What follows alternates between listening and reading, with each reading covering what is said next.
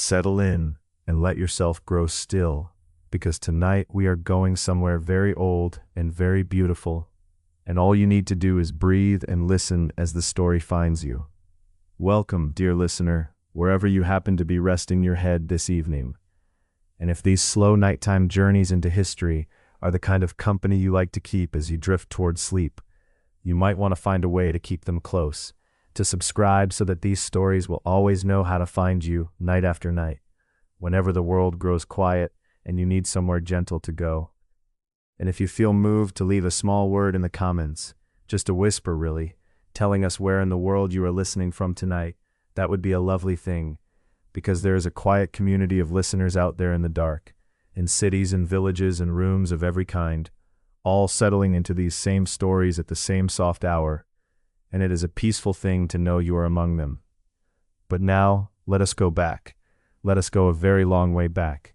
Close your eyes and imagine a city built on 7 hills, a city where the air smells of wood smoke and fresh bread, and the particular dry warmth of sun-warmed stone, a city that is not yet an empire, but is already something vast and complicated and alive in ways that few places on earth have ever quite managed to be. The year is, as near as the ancient records allow us to say with confidence, the 12th day of the month of Quintilis, in the year that Romans would have counted as 100 years before what we might find more familiar as the year 100 before the birth of Christ. A city of perhaps 500,000 souls, or perhaps more. The ancient sources are not always in perfect agreement, and historians have debated the numbers gently for centuries. But whatever the exact count, it was a city that pulsed with human life in every alley and on every hillside, in every market square, and beneath every temple portico, at every hour of the day, and long into the fragrant lamplit night. This is the city of Rome, and into it on a summer morning full of heat and noise and the smell of the Tiber moving slowly somewhere not far off, a child was born who would one day cause the very shape of the world to shift beneath him. His name, when it was given to him in the proper Roman way, would be Gaius Julius Caesar, but for now he is simply a newborn in a city that does not yet know his name, and the city itself is the thing worth dwelling in tonight, because without understanding the world that received him, the story of who he became is only half a story. Late Republican Rome, Rome in the 1st century before the birth of Christ, was a city of extraordinary contradictions held together by a kind of magnificent, creaking tension, like a bridge made of different materials that somehow bears the weight of everything crossing it.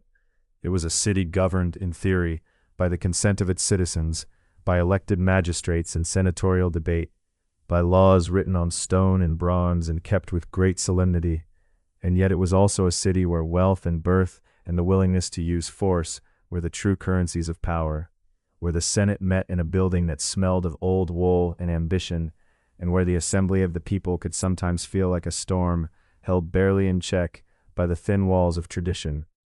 The Forum Romanum lay at the heart of it all, nestled in the low ground between the hills, and in the early morning, in the blue and golden hour, before the heat of the Italian summer settled fully over the rooftops, it was one of the most beautiful and alive places imaginable. The temples rose along its edges with their pale columns catching the first light, the temple of Saturn with its ancient weathered dignity, the temple of Vesta where a fire burned without ceasing, tended by priestesses whose role was among the most sacred in the city, that fire a constant living thing, breathing and shifting through every season, through every crisis and triumph the Republic had ever weathered. Men in white togas moved across the paving stones in the early hours, some hurrying toward the Senate House, some pausing to exchange words in the particular manner of Romans who are simultaneously conducting business and performing the appearance of leisure.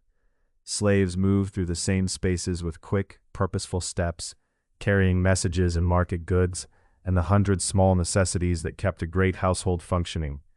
The sounds of the city began long before dawn, because Rome had laws, and they are recorded and seem genuine enough, restricting heavy cart traffic within the city walls to the night hours, so that the darkness was filled with the deep rumble of wooden wheels on stone, the complaint of oxen, the calls of drivers navigating narrow streets by torchlight.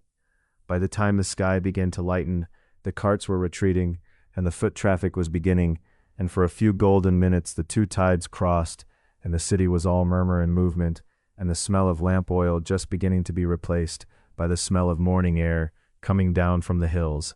There were the bakers, awake before anyone, their ovens already giving off that particular warmth that bakers' ovens have always given off in every civilization, a deep enveloping heat that you feel before you see its source, and the smell of bread that is somehow both the most ordinary and the most comforting smell the world has to offer. There were the water carriers moving from the public fountains fed by Rome's great aqueducts, those astonishing engineering feats that brought clean water flowing into the city from the distant hills, and the sound of water, of it splashing into stone basins, of it running along channels cut into the streets, was a constant gentle undertone to everything else, the way a river's voice runs beneath the sounds of a village built beside it. In the market spaces by mid-morning, the variety of goods available in this city was staggering in ways that might surprise anyone who imagines the ancient world as a simpler or more limited place. Spices from the eastern Mediterranean and beyond, fabrics dyed in colors that had traveled impossibly far to arrive here, fish, fresh and preserved and pickled in the sauce called garum, which Romans loved with a devotion that modern tastes might find puzzling, olive oil in great clay amphoras, wine in quantities that suggest the Romans considered it essentially a food group rather than a luxury, and fruit and vegetables from the market gardens on the city's outskirts, brought in by farmers who had risen in darkness to reach the stalls before the best customers arrived. And through all of this moved the Romans themselves, citizens of every class and circumstance, from the great senatorial families whose names appear again and again across the history of this period, to the ordinary freedmen and craftsmen and laborers who left almost no written record behind them, but whose lives were no less real and no less full of texture and feeling for that. They negotiated and gossiped and argued and laughed and sat in the afternoon shade and watched the world go by with that particular human enjoyment of watching the world go by that no civilization has ever managed to outgrow. The Tiber moved through the city and around the foot of the Aventine Hill, carrying its cargo of river smell and reflected light, and on its western bank, the district of Trastevere was already a busy working neighborhood of workshops and warehouses, and across its waters, Rome gazed at a world that was, even in this relatively early period, beginning to feel the weight of its own size and complexity. It was into this city, this extraordinary, contradictory, beautiful, exhausting, magnificent city, that Gaius Julius Caesar was born. He was born not on one of the great hills, not in a mansion with a view across the Forum, but in a neighborhood a little rougher and more crowded than that, a neighborhood of narrow streets and tall buildings, and the particular compressed energy of a place where many people live in close proximity, and the days are loud, and the nights are full of sounds drifting through open shutters. That neighborhood had a name, and the name was the Subura, and it is there that our next evening's journey will take us, into the streets and the sounds and the smells of the place that first taught young Caesar what it meant to be alive in the world. But for now, let the Forum settle into its evening quiet. Let the temple fires burn low and steady. Let the Tiber move in its slow and ancient way beneath the darkening sky, and let yourself rest here at the beginning of a very long and very beautiful story. The fire burns on, the city breathes, and sleep, if you let it, is very close. The Subura wakes before the sun does, long before the first light finds the rooftops, before even the bakers have drawn their fires high enough to warm the street outside their doors. The sounds begin. The low creak of a cartwheel on cobblestone, the distant cry of a water seller finding his voice for the day, the shuffling and settling of a city that never quite fully sleeps. This is the neighborhood into which Gaius Julius Caesar was born, and it is worth resting here for a while, in this particular corner of Rome, because it shaped him in ways that no schoolroom and no battlefield ever fully could. The Subura was not the Rome of the poet's imagination. It was not the gleaming temple-crowned hills, not the wide processional avenues swept clean for triumphal parades. The Subura was a valley between the Viminal and Esquiline hills, a long throat of a street that collected everything the city poured into it: the noise, the color, the smell, the heat, the press of bodies, the shouts of vendors, the laughter from open windows, the arguments between neighbors conducted at a volume that suggested neither party felt any particular urgency to resolve them. It was a place of workshops and taverns and apartment buildings, stacked so high and so close together that in certain alleys the sky was reduced to a thin blue ribbon overhead, and the smell of lamp oil and bread and animals and rain-soaked stone mingled into something that once breathed was never entirely forgotten. Here the Caesar family had their home, and it is worth pausing on what that means, because the word family carries a great weight in Rome. The Julii were ancient patrician, bearing a lineage that the family traced, with the particular confidence of Romans who understood the political value of a good story, all the way back to Aeneas, and through him to the goddess Venus herself. This was a name of tremendous antiquity, a name that opened certain doors and invited a particular kind of deference in public life. And yet, in the years of Caesar's boyhood, the family's circumstances were what might gently be called modest. They did not live on the Palatine, among the grand houses of Rome's wealthiest families. They lived in the Subura, in an insula, one of those tall and somewhat precarious apartment buildings that housed most of the city's population in rooms that were small and warm and full of the sounds of other people's lives passing through the walls. It is said that the building was nothing remarkable, a staircase worn smooth by generations of feet, rooms that caught the morning light only briefly before the shadow of the building opposite swallowed it again. The smell of the street came up freely through the windows. The noise was constant, and yet for a child growing up within it, a child of quick intelligence and restless attention, this neighborhood would have been not a limitation, but an education.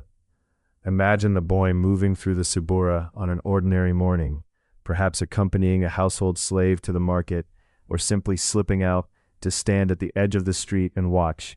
He would have seen everything Rome was, the water carriers, the knife grinders with their little whetstones and their particular cries, the fortune tellers who set up their modest operations near the corners and spoke to anyone who would pause and listen, the fullers with their vats of cloth, the lamplight from their workshops spilling amber onto the whetstones, even in the middle of the day. He would have heard Latin spoken in a dozen different registers, the careful formal speech of men conducting business, the loose quick slang of the streets, the fragmented conversations of people from every corner of the Mediterranean world who found their way, eventually, to Rome and to neighborhoods like this one. There is something important in this. The great families of the Palatine raised their children in a certain remove from all of this texture, behind garden walls and in rooms cooled by shade and silence. Caesar grew up inside it. He learned early what ordinary people sounded like, what they worried about, what made them laugh, what wearied them. He learned this not from books or from the careful instruction of tutors, but simply by being present, by having the particular quality of attention that notices everything and discards very little. The Subura was, in its way, his first teacher. His formal education began early as it did for boys of good Roman family, and it was thorough. A tutor named Marcus Antonius Genipo came into the household, a learned man who it is said was born in Gaul and had spent time in Alexandria, that great city of learning on the edge of Egypt, where the lamp of scholarship burned brighter than anywhere else in the ancient world. Genipo was a teacher of both Latin and Greek, a grammarian and a rhetorician, and under his guidance, the young Caesar was set to work on the foundations of a Roman education, the memorization of texts, the study of language, the first careful practice of speaking well before an audience, even if that audience was only the tutor himself, and a room that smelled of lamp oil and old papyrus.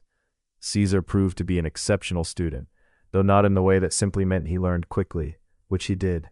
What made him exceptional was something harder to teach and harder to name, a kind of ferocious engagement with ideas, a refusal to treat learning as something to be received passively and stored away.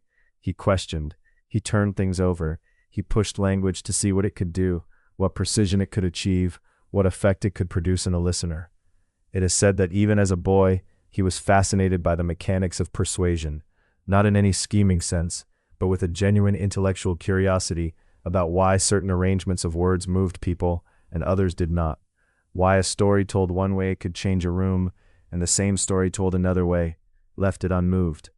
The Latin he wrote in later life will be remarked upon by everyone who encountered it, spare, clean, almost architectural in its clarity, each word placed with an exactness that made the sentences feel inevitable. Even Cicero, who had opinions about everyone's Latin and rarely offered praise without a small amendment attached, acknowledged that Caesar wrote with unusual purity and force.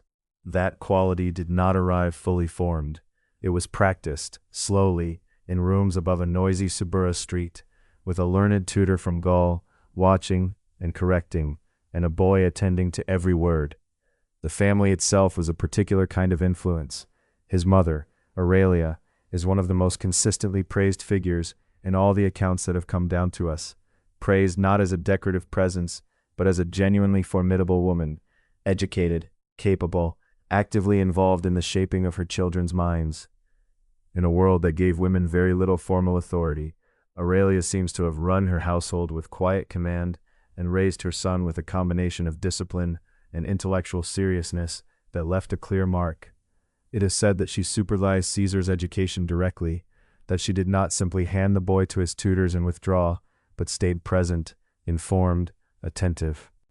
Whether Caesar ever fully articulated what he owed her, we cannot say with certainty, but the shape of the man suggests the quality of what she gave him. His father, also named Gaius Julius Caesar, held public offices in the ordinary course of a Roman political life, praetor, it is thought, and governor of Asia. But he died when his son was around 15 or 16 years of age, leaving the family in circumstances that required careful management and a certain recalibration of ambition.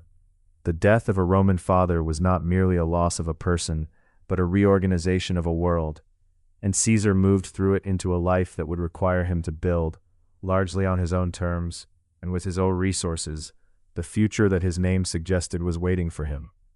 All of this, the street noise rising through the window, the worn staircase, the lessons in a small room, the mother watching, the ancient name worn like a garment that needed filling out, settled into the boy like layers of sediment, slowly, without drama, building the particular shape of the person he was becoming. The Subura did not confine him. It calibrated him to the world as it actually was, which is a rarer and more useful gift than any that money or position alone could offer. And so tonight, let the sounds of that long Roman street settle around you, the distant rumble of a cart, the murmur of voices through a wall, the small steady breathing of a city, winding down toward sleep, as we rest here, in this neighborhood, with this boy, before the great world opens its gates and calls him through. Tomorrow there will be more of Rome to wander, its markets, its temples, its rivers of smell and sound in morning light, but for now, let the Subura hold you gently as it held him. The water comes first, before anything else, before even the light. It arrives in the darkness before dawn, tumbling down from the hills through channels of pale travertine stone, murmuring through lead pipes buried beneath the streets, surfacing in the great stone basins of the public fountains, where it spills and pools and runs away in thin silver ribbons along the grooves cut into the paving stones, finding its way downhill by the ancient logic of gravity, always downhill, always moving, always singing its low and continuous song beneath whatever noise the city lays over it. Rome in the 1st century before the birth of Christ is a city built upon water, nourished by water, shaped by the sound of water, and even now, in these last hours of darkness, when the streets are at their most still, you can hear it, if you listen carefully enough, the gentle percussion of a fountain somewhere nearby, the soft rush of a channel running beneath your feet, the distant roar of an aqueduct pouring its cargo into one of the great distribution tanks that crown the hillsides like stone temples to thirst. And then the city begins to wake. It does not wake gently. Rome has never learned the art of a slow morning. The first sounds come well before the sun has cleared the hills to the east, a deep and rolling rumble that moves through the streets like something alive, the sound of wagons, dozens of them, hundreds of them, the heavy wooden wheels of supply carts grinding over the irregular paving stones, loaded with grain sacks and amphorae of olive oil, with bales of wool and timber beams and cages of live animals, all the commerce of feeding a city of perhaps 1 million souls that was forbidden from moving through the streets in daylight hours, and so poured itself through the darkness in one long and magnificent racket. The drivers shout at each other and at their animals. Axles squeal, something heavy shifts on a cart bed and crashes against its ropes. A mule somewhere very close brays once with tremendous feeling and then falls into resigned silence. By the time the sky has begun to pale, from black to the deep blue of a bruise, the bakers have been awake for hours already. Their shops line the ground floors of the insula, the great apartment buildings, and through their lurid doorways comes the first warm smell of the day, the smell of bread baking in domed stone ovens, a sweetness that cuts through the sharper smells of the street, the way a single clear note cuts through noise. The bakers themselves are flour-dusted and quiet at this hour, moving with the unhurried efficiency of people who have done the same work in the same order every morning for years, who know the weight of dough the way a sailor knows the weight of an oar. Their apprentices carry the finished loaves out onto the wooden counters that extend into the street, stacking them in neat rows, round and golden, still steaming gently in the cool morning air. The city fills from the bottom up, the way a vessel fills. First the slaves, moving swiftly and purposefully through the streets on 1,000 errands before their households have fully stirred, carrying messages and purchasing the day's food from the early market sellers who have already set up their stalls in the squares and along the colonnaded porticos. Then come the tradespeople and the freedmen, the craftsmen opening their workshops, pulling back the wooden shutters that form the entire front wall of their tiny shops so that the interior spills almost entirely out into the street, the cobbler with his lasts and his awls arranged on the low wall in front of him, the bronze smith with his small charcoal fire already glowing, the seller of garum with his rows of clay pots containing that extraordinary sauce made of fermented fish that Romans pour over almost everything they eat, and that contributes its powerful and pungent perfume to the general richness of the street's atmosphere. The smell of Rome on a summer morning is a layered thing, complex and ungovernable. Fish sauce and fresh bread and animal dung from the streets and wood smoke from 100 cooking fires, and something beneath all of it, older than all of it, the smell of old stone and river mud that is Rome's own smell, the smell of the place itself. By mid-morning the Forum Romanum is alive with the particular energy of Roman public life, which is a kind of organized chaos held together by custom and ambition and the sheer pleasure Romans take in being seen. The Forum is not one thing but many things at once. It is the commercial heart of the city, where bankers sit at their tables beneath the shade of the Basilica Aemilia and count out coins with the practiced speed of men who do not need to look at their own hands. It is the political center, where men in togas pause to talk to other men in togas, and the conversations carry the weight of provinces and armies and elections. It is a gathering place and a gossip exchange and an outdoor theater where the drama of Roman life plays itself out in full view of anyone who cares to watch. At its heart stand temples that have been standing for so long that no living person can remember a time before them. The temple of Saturn with its 8 gray columns, the temple of Castor and Pollux, the round temple of Vesta, where the sacred fire is tended by the Vestal virgins with a devotion that is never permitted to waver and has not wavered, it is said, for longer than the oldest man in Rome has been alive. The Vestals themselves move through this world with a particular gravity, their white robes and their covered heads marking them as something apart from the noise and press of the Forum's daily commerce. When they walk through the crowd, people step back, not from fear exactly, but from a kind of instinctive respect for something older and quieter than the present moment. There is a feeling around them, the story goes, like the feeling near still water, a sense that something essential is being kept safe. Up on the Capitoline Hill, the great temple of Jupiter, Optimus Maximus, catches the midday light on its terracotta roof decorations and reflects it back over the city in warm terracotta colors, overseeing everything from its height with the massive indifference of divinity. Small processions make their way up the hill throughout the day, men and women carrying offerings, leading animals, muttering prayers that are precise and formulaic, because the Romans understand that the gods prefer precision, that a prayer must be worded correctly the first time, or repeated from the beginning, that the divine powers that govern the world are responsive to the correct ritual in the way that a lock responds to the correct T.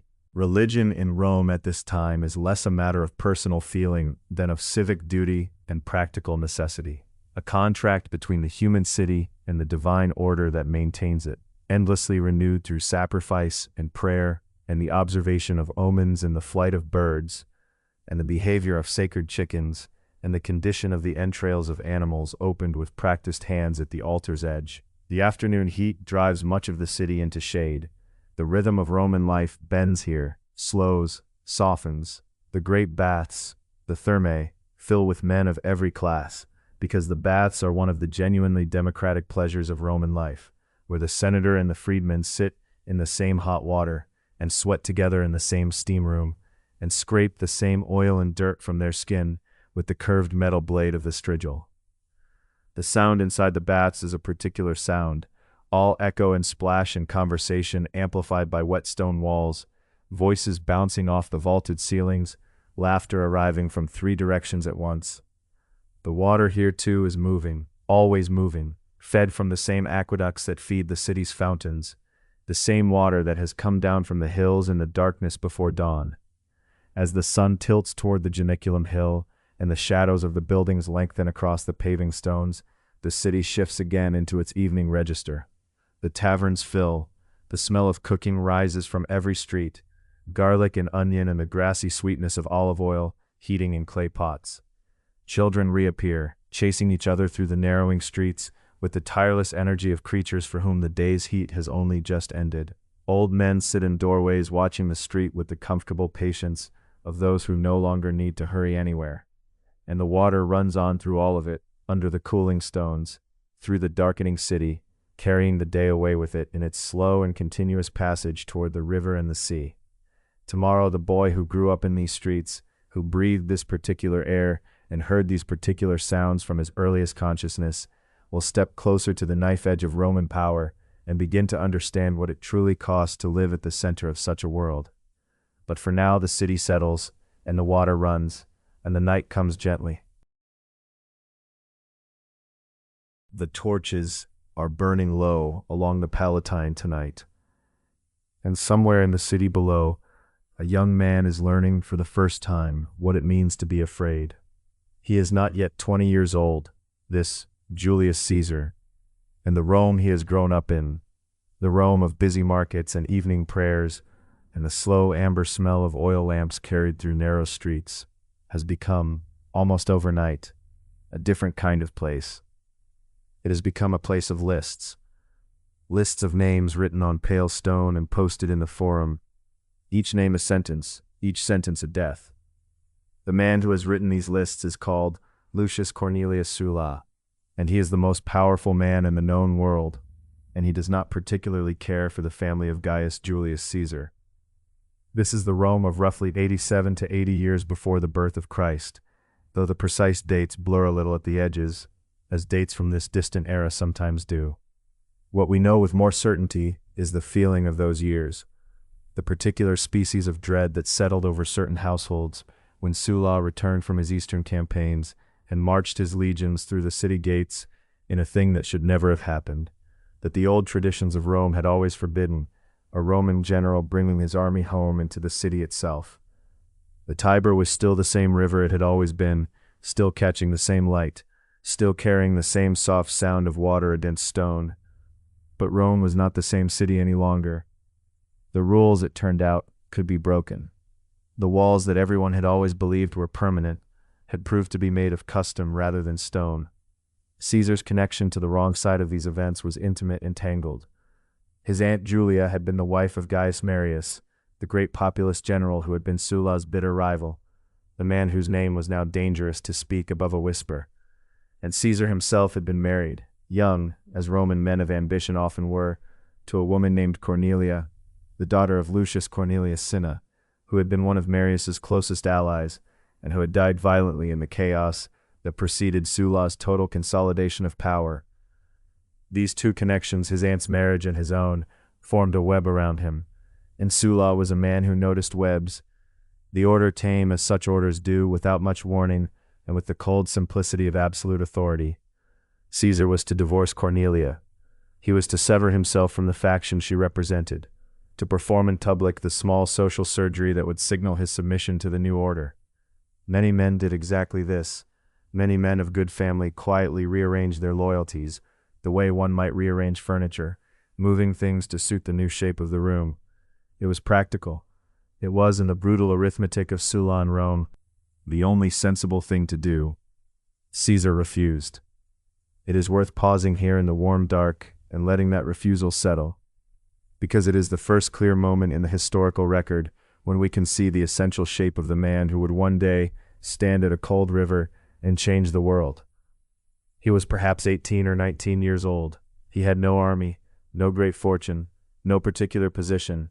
He had a young wife he apparently loved, and a sense of himself that did not bend easily, and he said no to the most powerful man in Rome.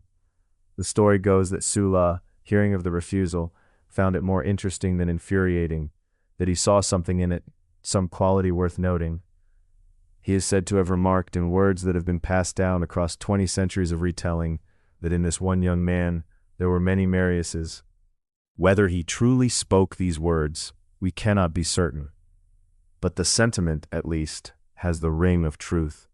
What we can say is that Sulla stripped Caesar of what little he had: his wife's dowry, his priestly office as Flamen Dialis, a religious appointment he had held since childhood, a position of some prestige that his family had worked to secure for him, gone now with a stroke of the dictator's will.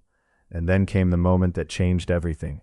Caesar's name appeared on the lists, not the final lists perhaps, not yet a formal sentence of death, but close enough that friends and family understood what it meant.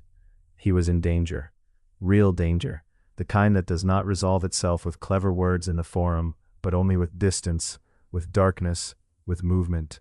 He fled into the hills of the Sabine country, that old landscape of rough grass and stone walls, east of the city, and for some months he moved between houses, between villages, carrying what the story describes as a fever.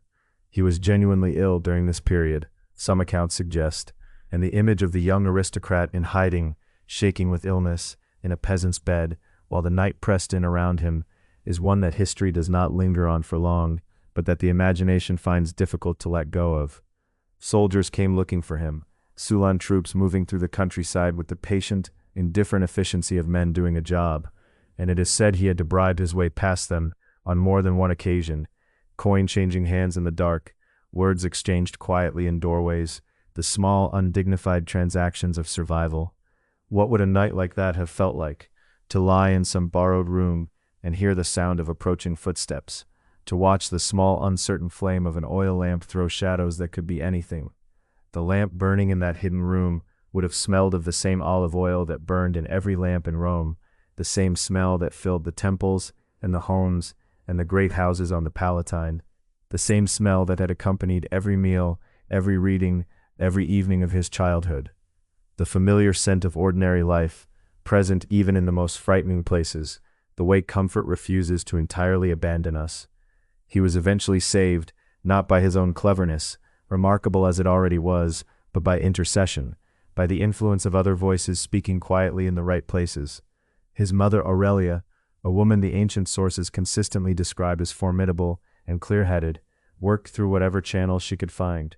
The Vestal Virgins, those sacred women whose role in Roman public life gave them a peculiar and valuable social currency, are said to have appealed on his behalf, and even his connections through Sulla's own circle, relatives by marriage it seems, who thought the young man worth saving, added their weight to the cause.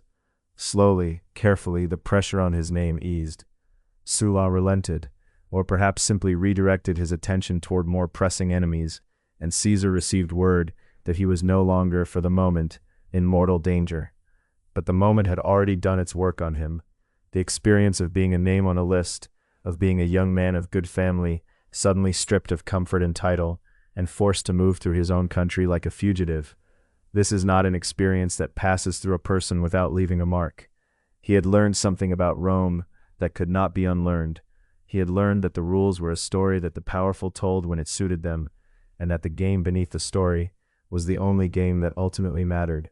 He had learned that connections were not merely social conveniences, but lifelines. He had learned that illness and fear and cold hillsides and bribed soldiers were not things that happened only to other people.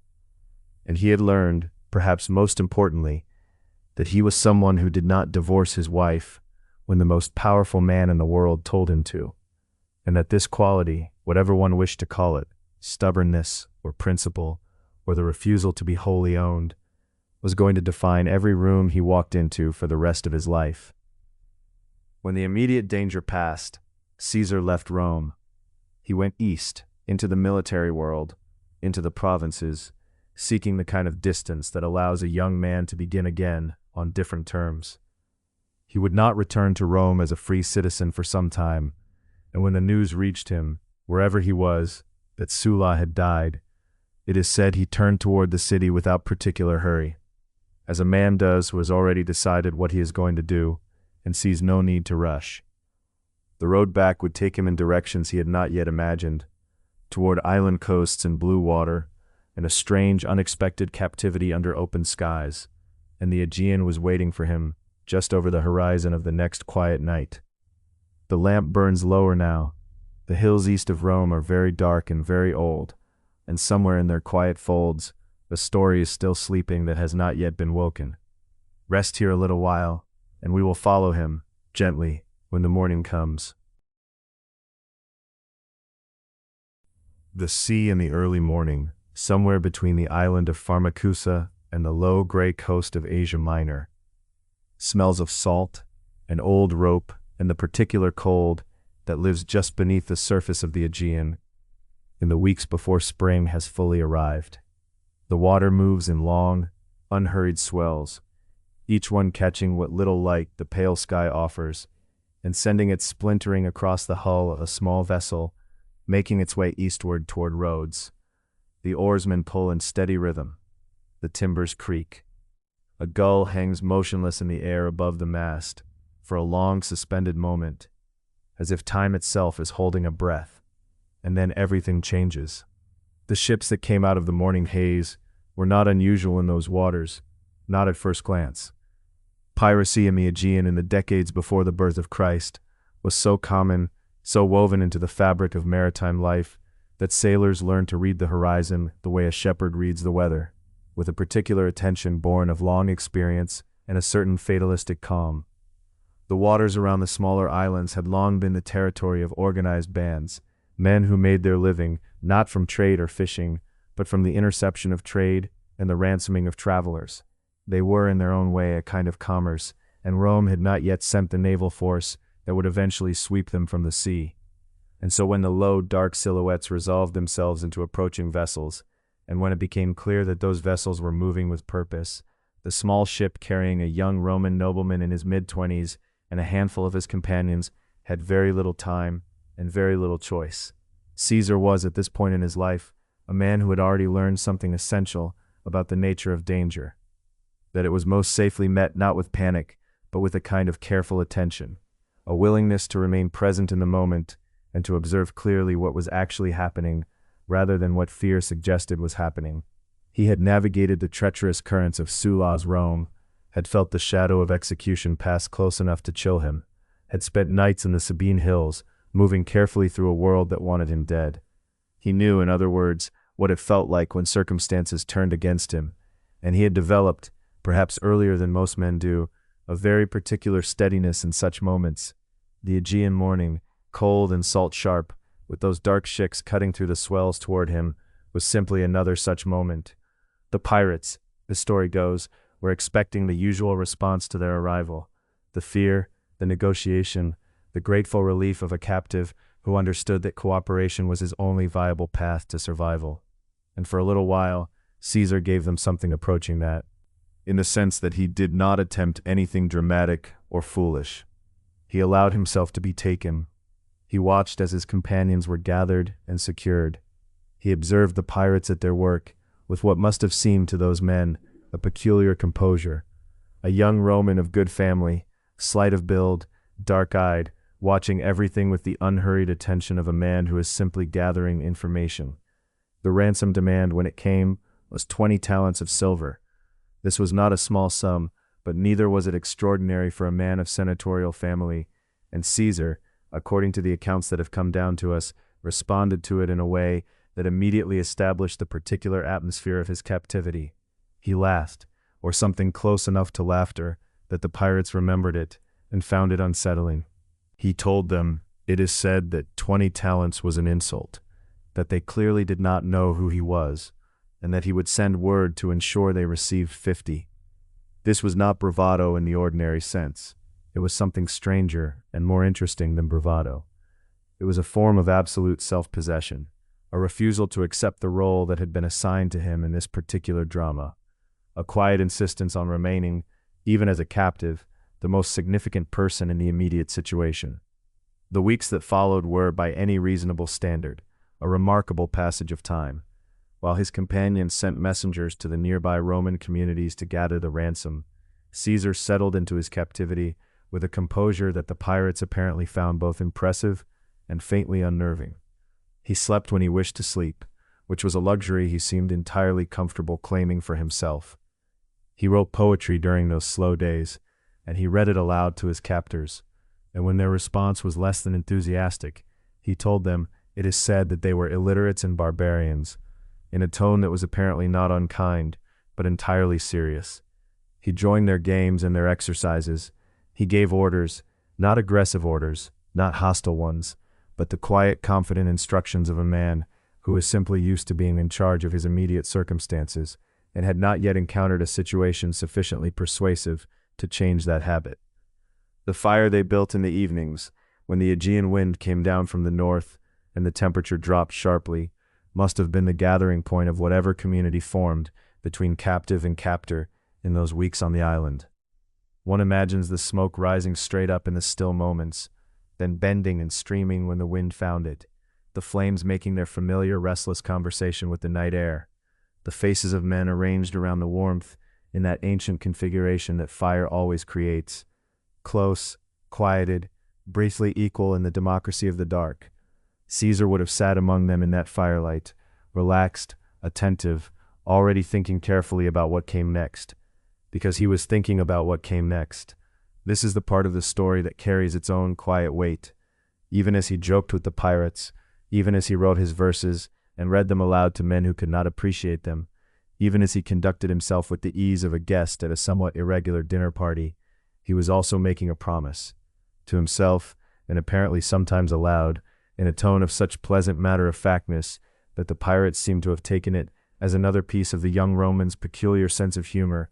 He told them that when he was free, he would come back for them, that he would have them crucified.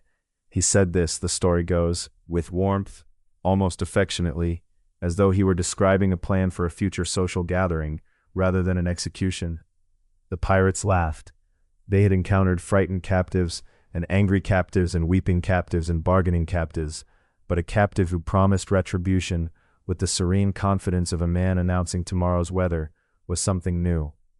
The ransom arrived after some weeks, 50 talents, the sum Caesar himself had specified, and the pirates released him, satisfied, already turning their attention to the next ship on the next gray morning. They had, in their estimation, conducted a successful piece of business. They had no particular reason to revise this assessment. They returned to their routines, their fires, their reading of the horizon, their ordinary lives. This, too, tells us something about him. That the transition from captive to man of action was not something that required recovery time, not something that needed a period of relief and rest before practical thinking could resume. He went directly to the nearest Roman coastal city, Miletus it is said, and he gathered ships. Not many ships. This was not a naval expedition in any grand sense, but enough, crewed with men willing to move fast and purposefully, on an Aegean that was still cold, still winter pale, still smelling of salt and rope and the particular blue-gray light of early spring. He went back to Pharmacusa. He found the pirates still there, as though they genuinely had not believed him, or had believed him and simply could not imagine that the thing he had promised could follow so quickly and with such certainty. He took them, and he did, in the end, what he had promised to do. Though the accounts suggest he extended one final courtesy, he had their throats cut before the crucifixion, so that they did not suffer long. This was presented apparently as an act of clemency. It was the first recorded example of a pattern that would define much of Caesar's life. The reckoning that follows the promise, softened just slightly at the last moment by something that was not quite mercy but not quite its opposite either. The Aegean in the days after, one imagines, was very quiet. The swells moved in their long, unhurried rhythms. The gulls hung above the water in that motionless way they have. The smoke of distant cook fires drifted south on the wind, faint as memory, faint as the particular smell of salt air at dawn when the light is still finding its way across the water and the day has not yet fully declared itself. From these waters, Caesar would soon make his way to Rhodes, where a different kind of discipline awaited him, the discipline of words and arguments, of philosophy and rhetoric, of the long, patient work of learning how to persuade. The sea would carry him there gently, in its own time, the oars pulling, the timbers creaking, the water doing what water has always done. The sea was calm the morning the ship came into the harbor at Rhodes, the waters so still and pale that the reflection of the island's hills lay perfectly doubled beneath the hull, as though the world had been folded gently in half and pressed flat against itself, like a letter sealed with wax and set aside to rest. The oars lifted and dripped in near silence. Gulls turned slowly overhead, unhurried, describing wide, lazy circles against a sky the color of bleached linen. And somewhere among the passengers, standing at the rail, watching the white buildings of the city rise up from the terraced hillside, was a young man who had survived a great deal already, who had fled through the dark hills of the Apennines, who had slept in shepherds' huts with the cold pressing through every crack in the walls, who had been dragged from a ship's deck by laughing pirates and held for ransom on a small rocky island, while the Aegean wind moved through the scrub and the fire burned low each night, and who now arrived in Rhodes with a student's open eyes and a mind that had been sharpened by experience into something unusually keen and ready. Rhodes in those years was one of the great intellectual harbors of the ancient world, a place where the winds of Greek thought had been gathering and concentrating for generations, drawing philosophers and teachers and ambitious young men from every corner of the Mediterranean. It is said that the rhetorical schools of Rhodes were considered by many Romans of the first century, before the birth of Christ, to be the finest outside of Rome itself, and perhaps finer even than those, less crowded with political urgency, less entangled in the daily theater of the forum, more given over to the careful, patient work of understanding how language moves through a human mind, how a sentence properly shaped can settle into the listener like a stone settling through still water, finding its resting place at the very center of attention. Caesar had come here to study. He had come, more precisely, to study under a man named Apollonius Molon, who was by reputation among the greatest teachers of rhetoric alive in that era, a man whose students had already included Cicero, and whose name was spoken among serious young Romans the way that certain mountain passes are spoken of among travelers, as a place one must go through if one wishes to arrive anywhere worth arriving. Imagine the mornings there, in a city still cool from the night, the harbor light arriving first as a faint gray softening of the dark, then warming slowly, slowly into gold, until every whitewashed wall glowed with it, and the shadows pulled themselves back under doorways and beneath the arching olive trees. Students gathered in the early hours, while the air was still fresh, carrying their wax tablets and their small rolls of papyrus, settling onto stone benches or wooden stools in the shade of colonnaded porticos, listening. The sound of the sea was always present, never entirely absent, a soft and rhythmic undertone to every lesson, a slow breathing at the edge of everything, as though the world itself were reminding those who studied there that all words, in the end, are borrowed from time and will eventually be returned to silence. Apollonius Molon was known to be exacting. The story goes that he was not a man who praised easily, that he held his students to a standard that felt in the early weeks impossibly distant, asking them not merely to speak well, but to understand why one arrangement of words created feeling, while another arrangement of the same words created nothing at all, fell flat, dispersed into the air without landing anywhere. He taught that rhetoric was not decoration but architecture, that a speech was a building, and that every beam and threshold and opening onto light needed to have been considered and placed with intention. Caesar, it is said, took to this way of thinking with a particular kind of pleasure, the pleasure of someone who discovers that a thing they had been doing instinctively can also be done consciously, that what had been a natural gift could become a disciplined instrument. He was, by all accounts that survive, an exceptional student, not simply quick, though he was quick, but thorough in a way that surprised those who had expected a young Roman aristocrat to be impatient with detail. He would return to the same passage again and again, turning it over, examining it from different approaches as one might examine an interesting stone found on a path, tilting it toward the light until each facet had been seen. He was also, it seems, genuinely fascinated by philosophy, by the underlying questions about the nature of argument and persuasion, about what it means to know something, and how one conveys that knowing to another mind. The Stoic and Epicurean traditions were both present in Rhodes, debated in the cool shade of those colonnades, and Caesar moved among these ideas with the ease of a man who is secure enough in himself to try on other ways of seeing without feeling threatened by them. There was something else happening during these years, something quieter and perhaps more difficult to name. Caesar was, in a sense, rebuilding himself. He had left Rome under the shadow of Sulla's displeasure, had spent months in hiding and flight, had been seized by pirates, had navigated the frightening edges of Roman power while still very young, and had arrived in Rhodes, carrying all of that history inside him like a packed traveling bag, heavy and full. The months of study gave him something that travel and danger could not. They gave him time to be still, to sit with language, to understand not just what he wanted to say to the world, but how. There is something almost meditative about the discipline of rhetoric as it was taught in those ancient schools, the endless repetition of forms, the practice of arguing one side and then the other with equal force and care, the gradual understanding that every human position contains within it the seed of its opposite, that the great speaker must have walked inside the minds of those who disagree with him before he can hope to move them. In the evenings, one imagines, the student would walk near the harbor.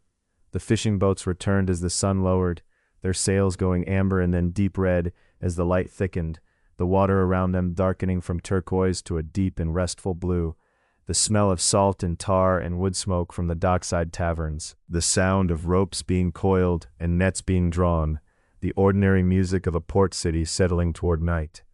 Perhaps he sat somewhere at the water's edge, with a tablet in his hands, composing, not a speech exactly, but an exercise, a construction of language that had no immediate audience, other than himself and the dying light. Perhaps he wrote something, and then crossed it out and wrote it again differently, searching for the version that felt true and inevitable. The version that once heard seemed like the only way those words could ever have been arranged.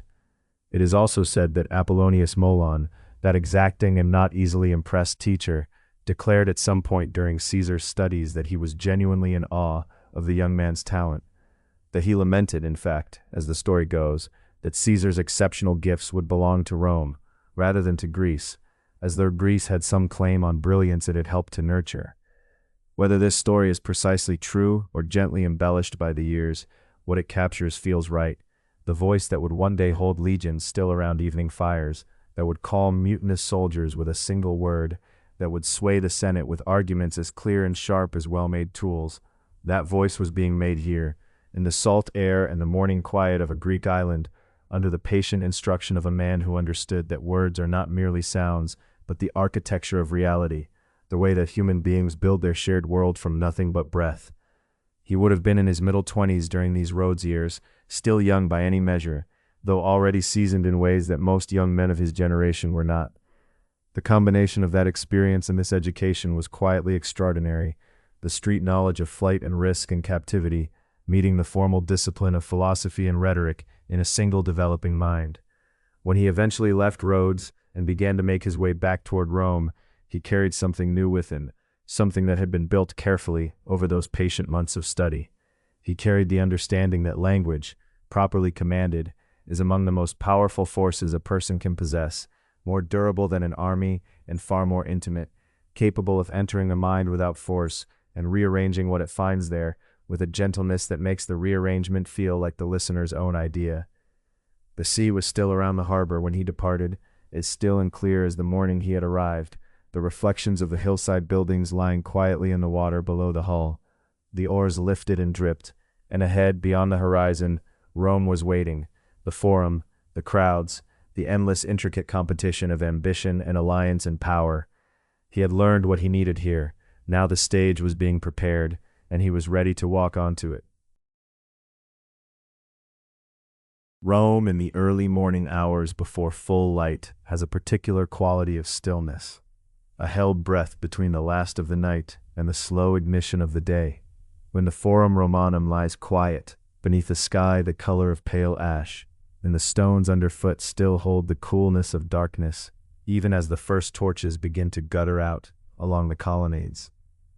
It is in this hour, in these years just past the turn of the final decade before the birth of Christ, that a young man with dark, watchful eyes and an extraordinary quality of purposeful calm might be found already at his work, already composing in his mind the words he would need, the faces he would need to meet, the hands he would need to clasp in greeting, before the sun had climbed above the Capitoline Hill and the city had committed itself fully to another long and complicated day. He was in his mid-20s now, this Gaius Julius Caesar, returned from his years of study and his various adventures along the edges of the Roman world, and he carried himself with something that observers would remark upon again and again across the years to come, a kind of unhurried certainty, as though he already knew the shape of the room he was walking into, even when he was walking into it for the very first time. The Forum was his room now, or at least he intended to make it so, and he studied it with the same patient, systematic attention he had given to the texts of the great orators in Rhodes, reading its currents and its personalities, the way a river pilot reads the water beneath his hull. His family name was old, and carried genuine weight in Roman memory.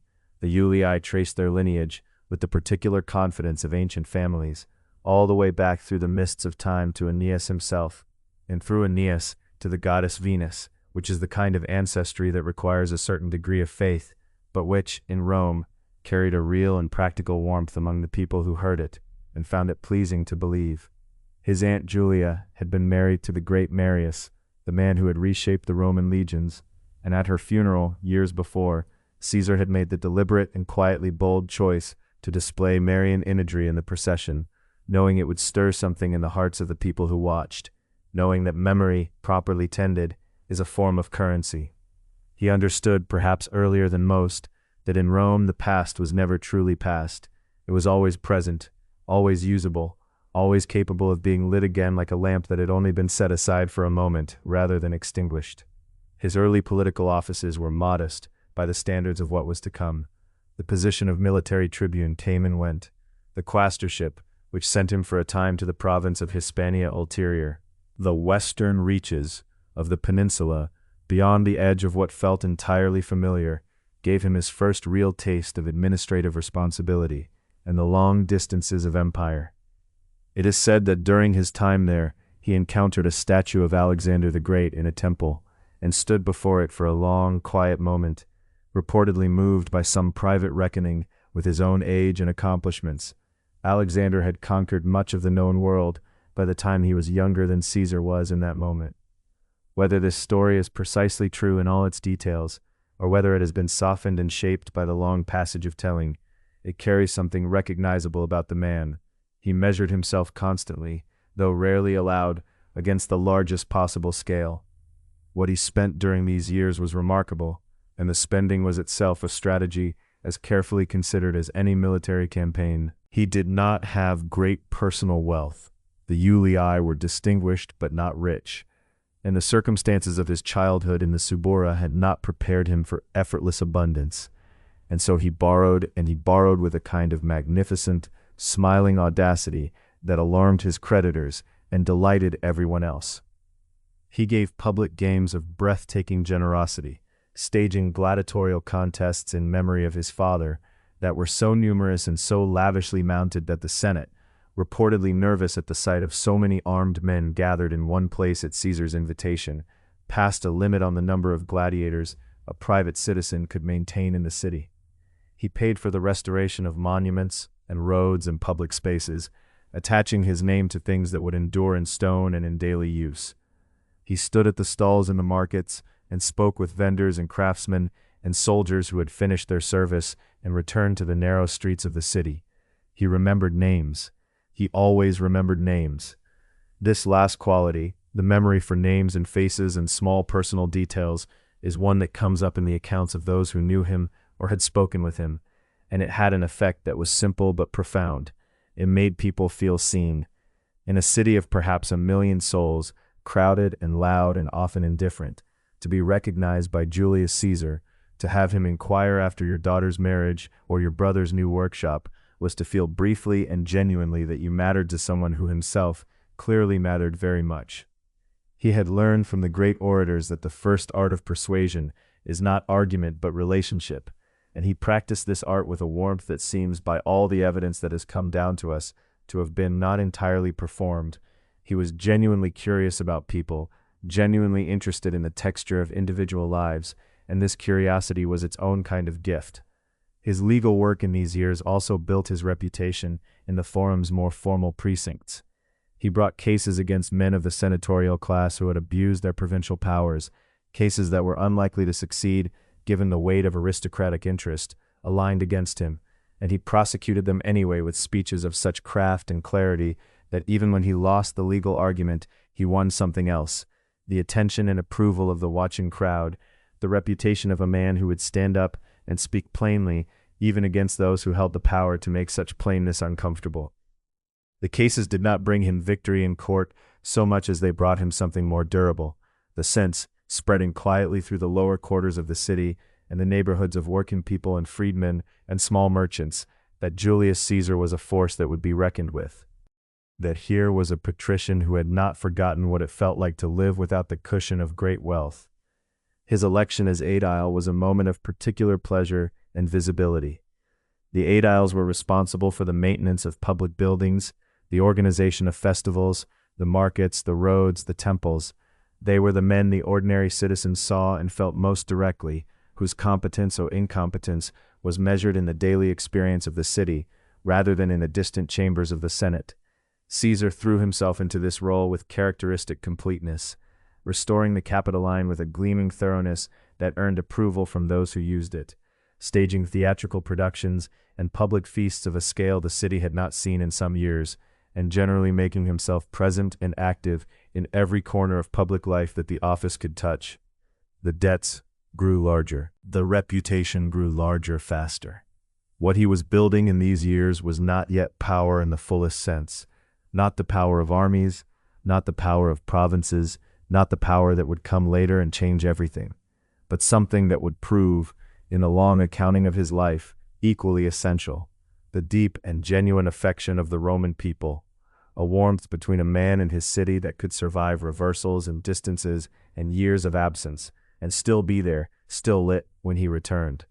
He was, in these early years, learning to be beloved, and he approached this learning with the same systematic intelligence he brought to rhetoric and law and military theory, understanding that love, like any other force in the Roman world, could be cultivated, could be tended, could be made to grow. In the evenings, when the forum had emptied and the torches were being set into their brackets along the covered walkways, and the last tradesmen were packing their stalls, and the sound of the city dropped from its daytime roar to its nighttime murmur, Caesar would make his way home through streets that smelled of bread and smoke and the particular warm darkness of a city that never entirely sleeps. And somewhere not far off, in the great barracks and practice grounds and dusty marching roads that ran out from the city in every direction, the Roman legions were moving through their own long days, and the world of those legions, the world of the soldier's fire and the soldier's tent, and the heavy, honest weight of a campaign lived in common, would soon enough become his world as well, and become the thing in which he found, perhaps surprisingly even to himself, his deepest and most extraordinary gift. The torches flickered in the evening air, and Rome settled slowly into its rest. There is a sound that belongs only to a Roman army on the march, and once you have heard it in your mind, you will never quite forget it. The low, rhythmic grinding of hobnailed sandals against stone and compacted earth, thousands of souls falling in something that is not quite unison, not quite music, but somewhere between the two, a vast living percussion that moves across the landscape, like weather, like the sound of a river that has chosen to walk. The road itself is the first thing to understand about a Roman soldier's life, because the road is where so much of that life is lived, and the roads of the late Republic stretch outward from the city like the spokes of an enormous wheel, straight and purposeful and nearly eternal, cut into hillsides and laid across marshland and driven through forests with a kind of calm insistence that suggests the men who built them never seriously entertained the idea that the land might refuse them. Soldiers built these roads as often as they marched them, and there is something quietly extraordinary about that.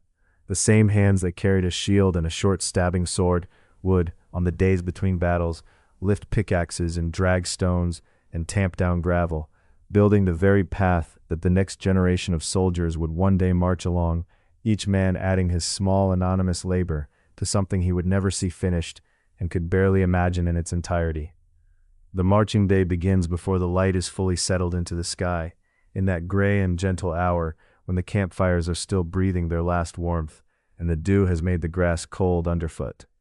A Roman soldier in the field carries what is sometimes called a heavy burden, and is often called, with a mixture of affection and rue, the mule's load, a pack that includes a cooking pot and a wooden stake for the camp's palisade fence, and rations of grain and dried goods, and a leather kit of small tools, and a cloak that smells permanently of wood smoke and damp wool, and the particular animal warmth of a man who has been sleeping close to other men in a tent for weeks on end. The weight of all this, by most careful estimates, is somewhere near 15 or 20 pounds before the weapons are considered, and the weapons are considerable. The long throwing spear called the pilum, with its weighted iron shank designed to bend on impact so that an enemy cannot throw it back, and the gladius, the short broadsword worn on the right hip, and the great rectangular shield, the scutum, curved like a segment cut from a very large cylinder, faced in leather over a wooden core, bossed at the center with iron or bronze. On a hot day in summer, this shield is simply heavy. On a cold day in autumn, it is heavy and cold. On a rainy day, it is heavy and cold and wet. And the leather face darkens, and the whole thing smells of the animal it once was. The century moves in its column, 80 men in theory, and sometimes rather fewer in practice, and the centurion walks or rides at its head, distinguished by a transverse crest on his helmet, so that his men can find him at a glance in the confusion of battle, and by a vine staff that he carries with an ease that suggests he has been carrying it for a very long time. The vine staff is not merely ceremonial. It is said that a good centurion's hand knows the difference between a firm corrective tap and something more persuasive, and that his men, however much they might grumble in whispers around the fire at night, would follow him into a burning building if he walked in first. The relationship between a centurion and his century is one of the more quietly remarkable human bonds of the ancient world, built on proximity and shared hardship, and the specific knowledge that the man walking ahead of you has also carried this weight on this road in this rain, and that he is still walking. Toward the middle of the afternoon, if the day has gone according to its plan, the column begins to look for ground, a slight rise if possible, with water nearby, defensible on at least two sides, clear of trees to a comfortable distance. And then the remarkable transformation begins, the thing that makes the Roman army something other than merely a collection of armed men moving through space. The soldiers unsling their wooden stakes and their entrenching tools, and within hours the empty hillside becomes a camp, a proper miniature town of straight streets and ordered tent lines, and a central space for the general's tent, the praetorium, and a space for assembly, and a ditch around the whole perimeter, and a rampart, and always the fire. The campfire in a Roman military camp is not one fire but many, the smallest ones belonging to each contubernium, each mess group of 8 men who share a tent and a cooking pot, and the small routines of a shared domestic life that would seem almost tender if you did not also know what these same 8 men were capable of in the 2 or 3 hours of a pitched battle. The fire here is modest, fed with whatever wood the local landscape could provide, oak if the country was forested, scrubby brush if it was not, dried animal dung in a pinch, because the fire must be kept going, because the grain must be ground, and the flatbread must be cooked on the iron pan, and the pasca, the sour wine mixed with water that a soldier drinks instead of the good wine he dreams of, must be warmed slightly against the evening chill. The smell of a Roman camp at dusk is a specific and particular smell, wood smoke and roasting grain, and the lanolin and earth smell of wool cloaks drying after the rain, and underneath it all, faint but persistent, the iron smell of weapons being cleaned and oiled and maintained with the careful attention that a man gives to the object his life depends on. Inside the tent, which is goatskin or calfskin stitched together and propped on a central pole, the 8 men of the Contubernium arranged themselves with the casual expertise of people who have been doing this for months or years, boots off and set where they will be dry by morning, cloaks spread as both mattress and blanket, bodies finding their accustomed positions in the familiar dark. The tent smells of all of them, and of the animal skins, and of the earth underneath, and of the fire smoke that has worked its way into every fiber of every piece of fabric any of them owns. It is not comfortable in any sense that a person lying in a soft bed might recognize, and yet there is something in the specific warmth of 8 bodies in a shared space, in the low murmur of voices talking about nothing in particular. A card game played at the last town, a rumor about the next posting, something funny a mule did that morning. That constitutes a kind of ease, a settling down into the fact of being alive and unhurt at the end of another day. The watch rotates through the night in its ancient rhythms, and the man standing his turn at the rampart looks out into the darkness of whatever country he has been sent to, and the fire behind him throws his shadow long and wavering across the ground, and the stars above whatever province he stands in are the same stars that wheel above the city he came from, above the street where his mother still lives, above the forum where his vote is counted in the elections that feel, out here, like something that happened to someone else a long time ago. A Roman soldier serves, in the late Republic, for a very long time. The standard expectation is many years of campaigns, and the practical reality often stretches longer. And the man who walks out of service at the end of it is not the man who walked in. He carries his years in his hands, which are thick with callus, and in his shoulders, which have the particular set of someone who has carried weight for a long time, and in his eyes, which have looked at enough difficult things that they have learned a certain quietness.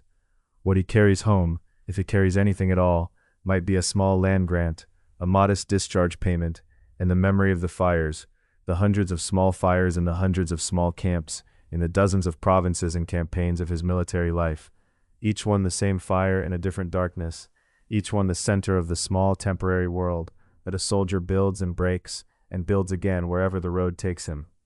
It is into this world, the world of the marching road and the shared tent and the fire at the center of the camp, that Julius Caesar will, in the years just ahead, come as a commander. And what will distinguish him more than anything else is not his tactics and not his engineering, remarkable as those are, but something simpler and stranger.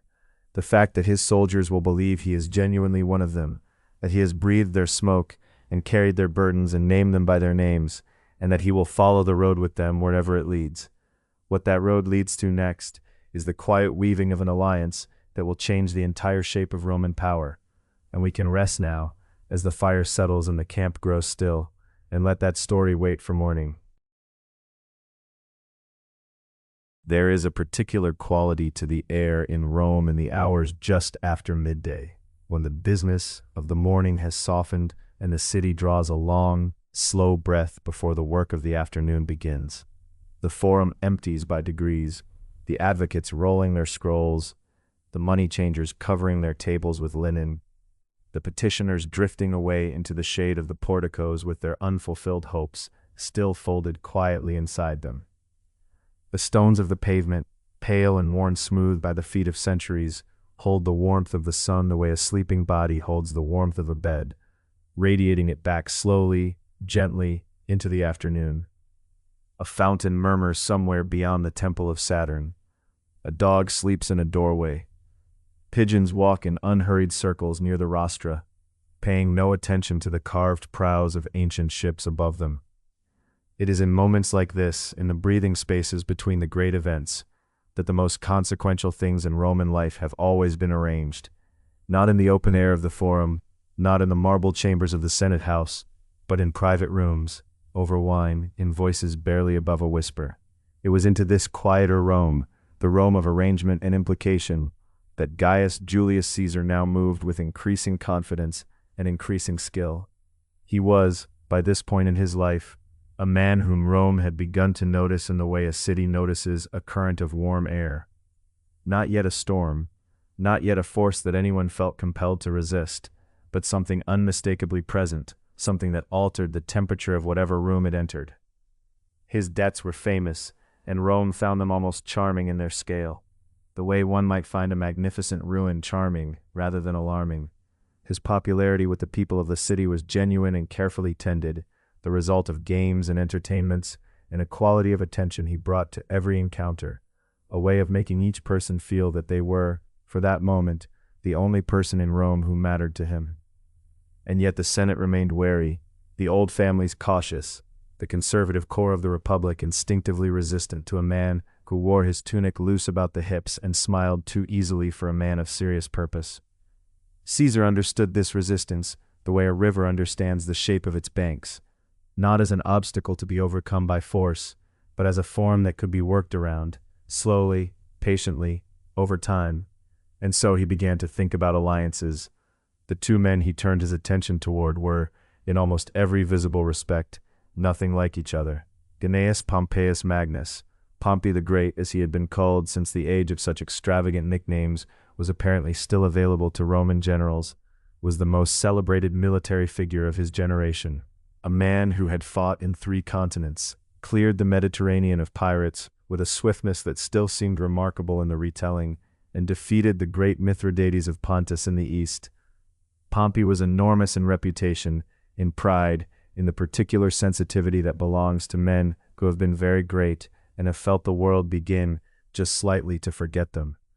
He had returned from his eastern campaigns expecting the Senate to ratify his arrangements for the conquered territories without question, to distribute land to his veteran soldiers as a matter of simple honor, and the Senate had done neither.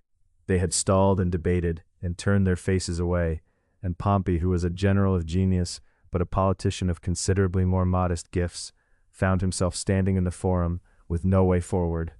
He needed someone who could navigate what he could not. The second man was Marcus Licinius Crassus, and he was a different creature entirely. Quieter, more careful, the wealthiest man in Rome by so enormous a margin that the comparison with other wealthy men was almost meaningless. Crassus had made his fortune through real estate and silver mines and a fire brigade that it is said would arrive at a burning building and negotiate the purchase price before deploying the water, a story that may have grown in the telling, but that captures something true about the man's particular genius. He had military ambitions that exceeded his military talent, and a rivalry with Pompey that had simmered for years like a pot left too long on a low flame. These two men, Pompey and Crassus, had served as consuls together once, and the arrangement had been famously uncomfortable for everyone involved, including, by all accounts, them. What Caesar understood with the clarity of a man who has spent his life reading rooms was that Pompey and Crassus did not need to like each other. They needed only to stop working against each other, and to work instead toward the things they each separately required. Pompey wanted his eastern arrangements ratified, and his veterans given their land. Crassus wanted certain tax contracts in Asia renegotiated in favor of the equestrian businessmen who were his allies and his creditors. Caesar wanted a consulship, and after the consulship, something with genuine scope, a province, a command, time and distance, and the kind of authority that comes with legions rather than merely with eloquence. None of these things were unreasonable. None of them required violence or the overthrow of anything, or even anything that the Senate might call, in plain daylight, improper. They required only agreement and the steady, coordinated application of influence. The conversations happened the way important conversations in Rome always happened, slowly, over the course of many evenings, in houses where the lamps burned low, and the slaves refilled the wine with practiced quietness, and the night air moved through the gardens with the sound of water somewhere in the dark. Caesar was attentive, patient, genuinely interested in both men in ways that were not entirely political. He admired Pompey's military record with something approaching real respect, and found in Crassus a financial intelligence that he recognized as a form of genius, even if it operated in a world very different from his own. He moved between them, listening more than speaking, and slowly the angles of their separate needs began to resolve into something like alignment. The arrangement that emerged, and it is important to say that it was never formalized in any document, never declared in the Senate, never made official in any Roman legal sense, was simply an understanding among 3 men that they would each use whatever influence and resources they possessed to help the other 2 toward what they required.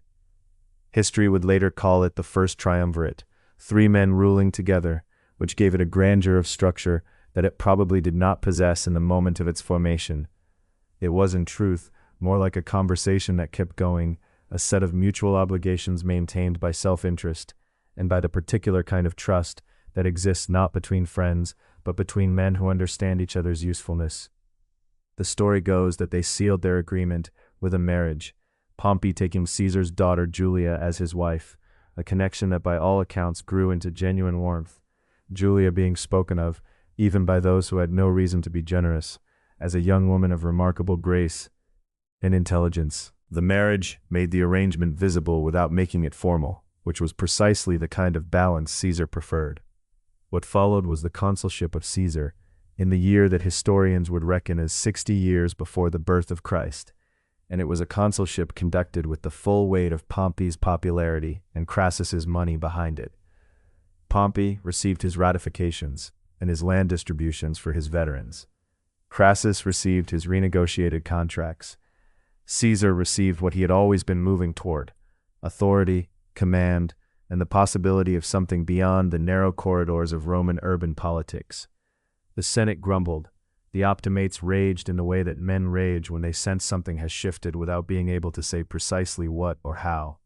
And Cicero wrote letters of elaborate unhappiness to anyone who would receive them. But nothing had been done that could be undone by simply objecting to it. 3 men had agreed, quietly, over wine, in lamplit rooms, to want compatible things for long enough to change the shape of Rome. It is remarkable, if you lie with it for a moment in the soft dark, how many of the great turning points in history do not arrive with trumpets, or fire, or the crack of a catastrophe, but simply with a door closing on a room where 3 men have been talking, and the sound of footsteps moving away down a corridor, and then the small, ordinary sound of a lamp being put out for the night. Soon the city Caesar had worked so carefully to arrange would begin to grow too small for what he was becoming. Already, somewhere to the north and west, beyond the mountains, beyond the river crossings, the wide and ancient land of Gaul was waiting in its forests and its rains, patient as only vast places can be patient. And Caesar, who had learned the arts of the forum so well, was about to discover whether the same mind that had woven together an alliance of 3 proud Roman men could do something far older and far harder, command armies across a land that had never heard of him, and make it remember his name forever. But that is a story for another evening, and for now the lamps of Rome burn slowly lower, and the water in the city's fountains runs quietly on through the dark, as it always has, through every arrangement and alliance and turning of the world, unhurried and unchanged. The road north from Rome does not let you go gently. It pulls you through the hill country first, where the olive groves thin, and the stone walls of old farms rise and fall along the ridgelines like sentences half finished. And then it carries you out into the wider world, where the sky grows larger, and the wind comes from directions you have not felt before. The Via Flaminia runs like a gray ribbon through all of it, worn smooth by 10,000 years of sandal and hoof and wheel. And it was along roads very much like this one that Gaius Julius Caesar rode northward in the early weeks of 58 years before the birth of Christ, leaving behind the marble and the noise and the borrowed money and the forum, riding towards something enormous and as yet unwritten. He was 41 years old, or very close to it. He had spent years gathering this moment, the alliances carefully laid, the debts strategically incurred, the friendships tended like small fires through long political winters. And now, at last, the moment had arrived in the form of a province. 2 provinces in the end, and then a third added almost as an afterthought by a Senate that perhaps did not yet understand what it was granting.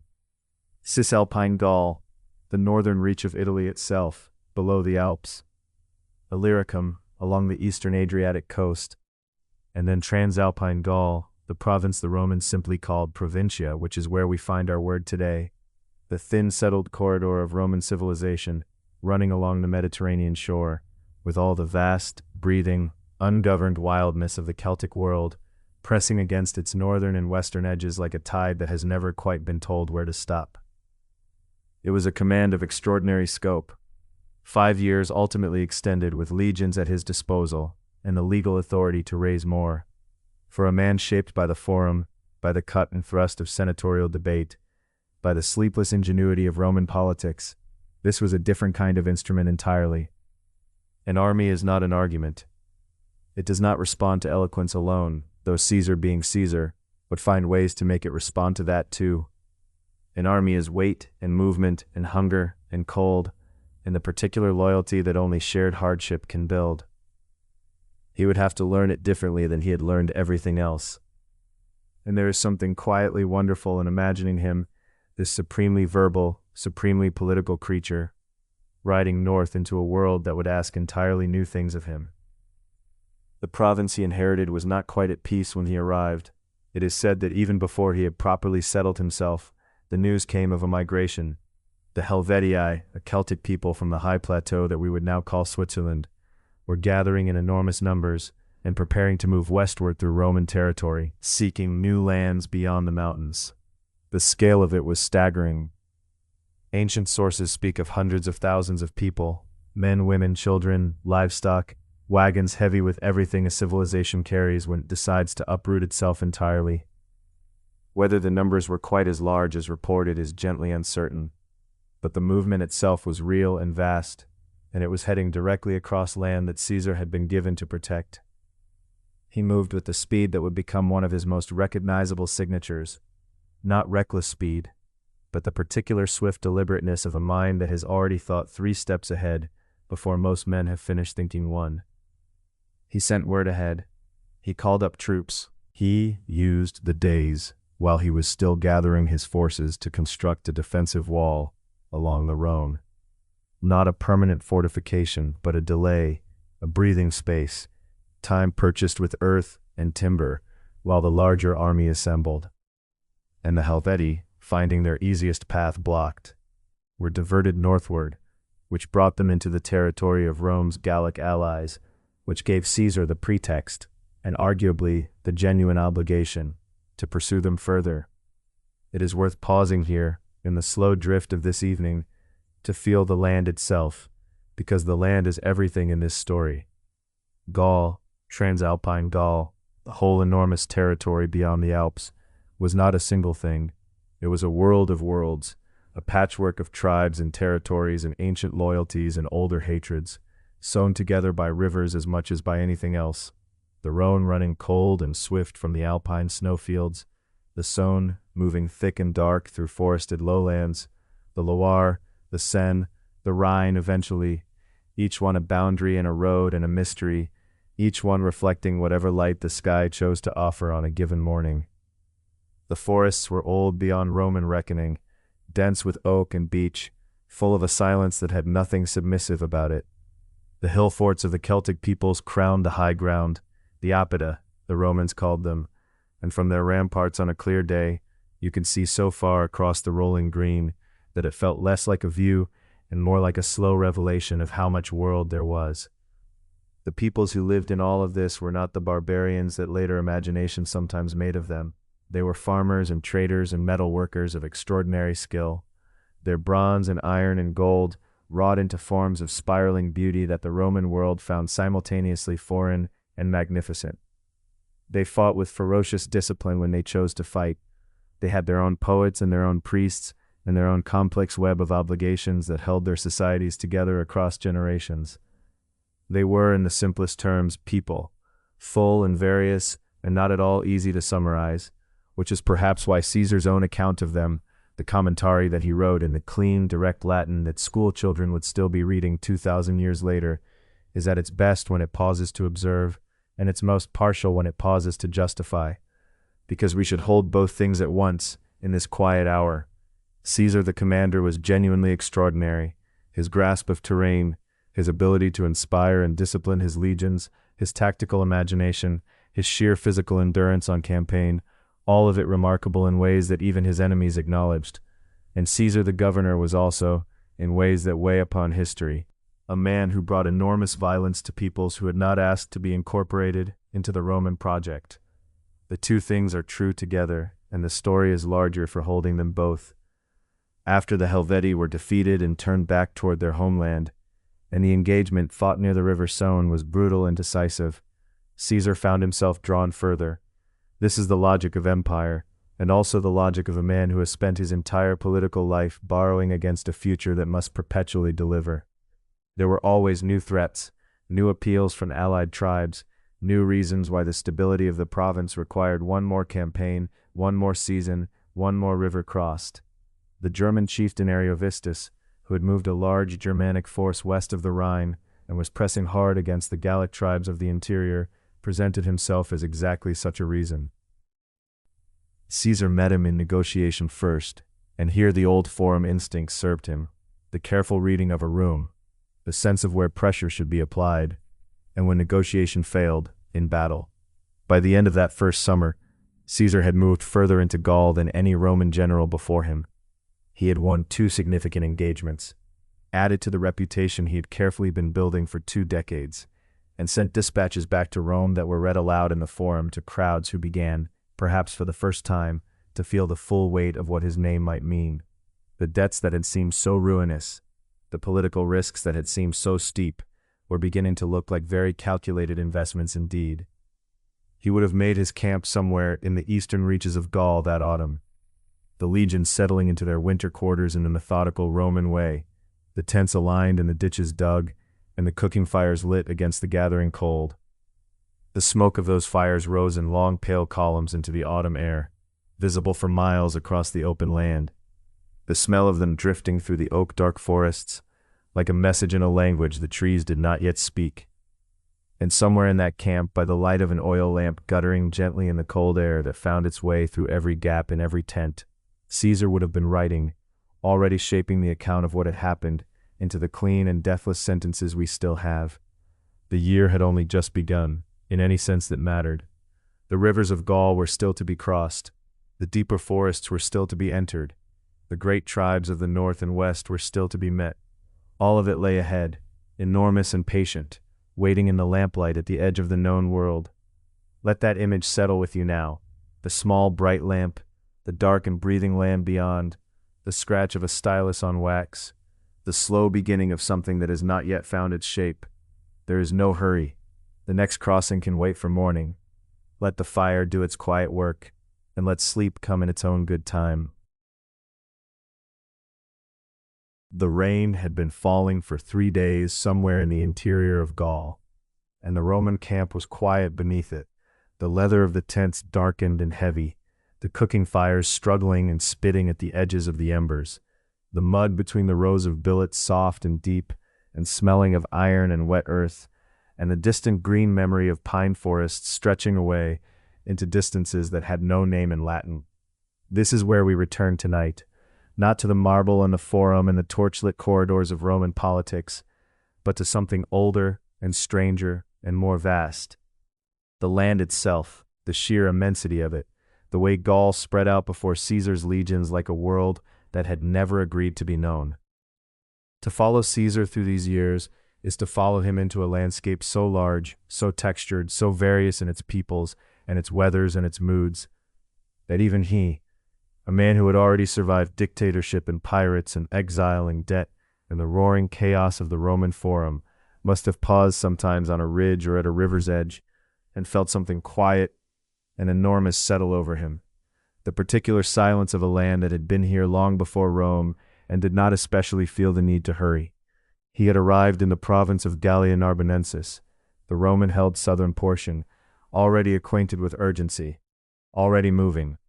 The Helvetii were the first great matter of those early campaigns, a people of the high interior who were attempting something extraordinary, a migration of their entire nation westward toward the Atlantic coast, perhaps 200,000 people in motion at once, the story goes, though the precise numbers have always been a subject of gentle scholarly argument across the centuries.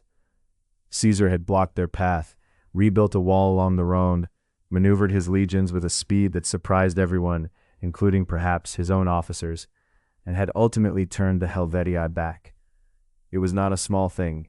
It was a statement written not in words but in marching feet and river crossings and the smoke of council fires burning through Gallic nights. And then, almost before the dust of that first campaign had settled, there was Ariovistus, a Germanic chieftain who had crossed the Rhine with his warriors and pressed deep into Gallic territory, who spoke bluntly to Caesar's envoys and seemed entirely unimpressed by the idea of Roman authority. Caesar moved against him through difficult country, through forests and long grassed valleys where the wind moved in long slow waves, and the encounter near the Rhine was fierce and decisive, and afterward the Germanic forces retreated back across the river they had come from, and Caesar stood in a land that was, at least for the moment, quieter. But quiet in Gaul was always temporary. It was a quality the land wore briefly and then put aside.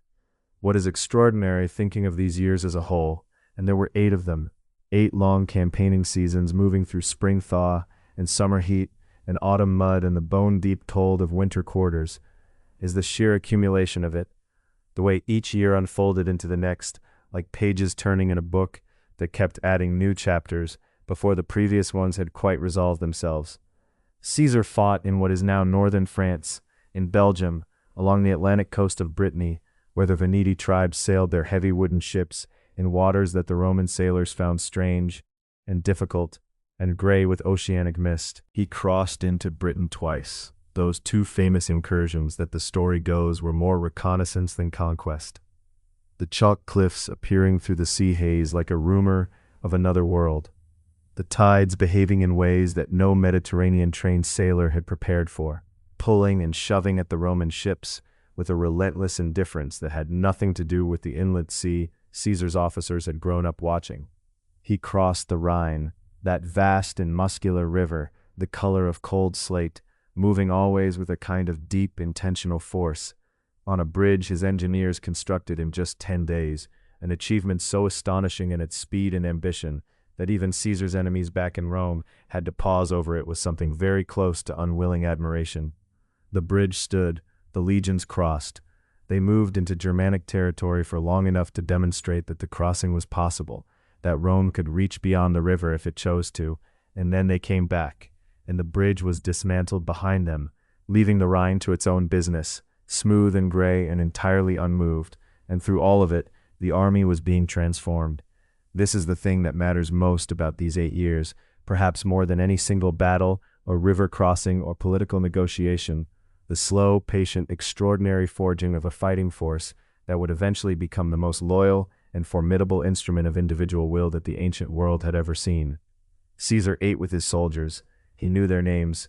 The story goes that he had an exceptional memory for faces and for histories, that a man who had served well in a skirmish 2 years before would find himself recognized and remembered by the commander, greeted by name, his service acknowledged. He marched when they marched. He endured the same weather, slept behind the same walls of freshly cut turf and timber that his legions threw up at the end of every day's march, the camp appearing from raw ground in a matter of hours, with a regularity and discipline that seemed almost impossible until you watched the years of practice that had made it second nature. He pushed them hard.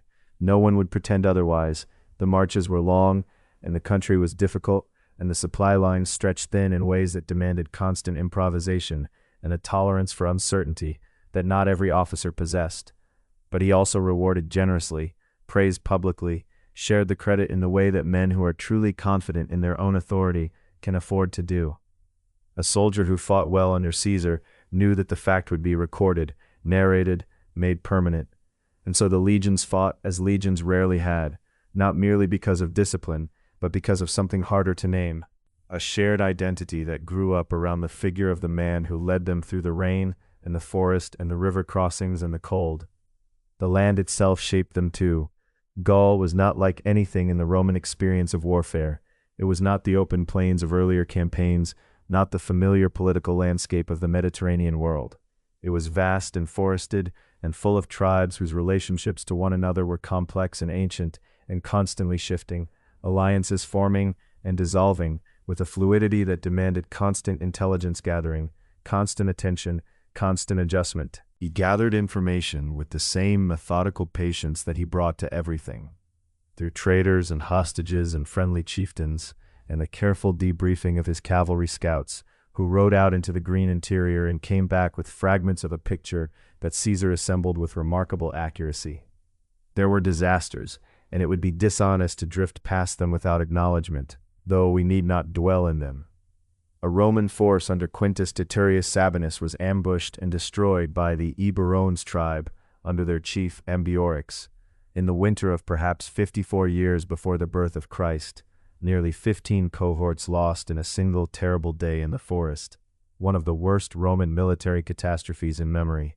Caesar received the news in winter quarters, and the story goes, did not shave or cut his hair until he had avenged the loss, and the reckoning when it came was thorough and grim and spread across many months. But even this, even the disaster and the grief and the slow, methodical vengeance, was part of the education these years provided, part of what turned a gifted commander into something rarer, a general who understood not just victory, but the texture of loss, who could absorb catastrophe and rebuild without losing the thread of the larger intention. By the time the 7th and 8th years of the campaign were approaching, something had shifted in the land. The tribes who had watched Rome extend its reach deeper and deeper into the interior, who had given hostages and paid tribute and bent to the logic of Roman power, were beginning to find one another. A feeling was moving through Gaul like wind through long grass, a gathering, a question, a new and urgent conversation happening around fires, in longhouses, and in the councils of chieftains who had never before agreed on anything. Caesar could sense it in the quality of the intelligence coming back from his scouts, in the silences where there had been communication, and the particular tension that gathers in a land before something decisive occurs. He did not yet know its shape or its name, but somewhere in the interior, a young chieftain of the Arverni people was beginning to draw the threads together, beginning to imagine a Gaul that pushed back, not with the old fragmented resistance of individual tribes, but with something unified, something new, something that would require everything Caesar had learned in 8 years of rain and river crossings and campfire smoke to answer. Tonight that is only a distant rumor on the wind. The fires in the Roman camp burn low and steady. The sentries walk their circuits in the dark, and the great army that Caesar has built sleeps with the particular soundness of men who have marched far and know they will march again, into a Gallic sky full of stars, and the world is, for this hour at least, still. The autumn before the great siege. The hills of Gaul were the color of cooling embers, and the fires in the Roman camps burned low and steady through the long nights, as they always did, as they had done for years now, across this vast and restless land. There had been other winters, other campaigns, other moments when the legions seemed to have pressed the land into submission, when the tribes had bent and the roads had been made Roman, and the rivers had been crossed and named and mapped.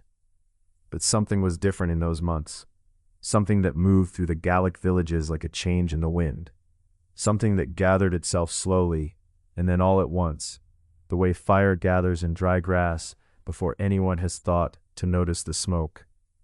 His name was Vercingetorix, and even the sound of it carried something ancient and unconquered in it, rolling across the tongue like the name of a river that cannot be dammed.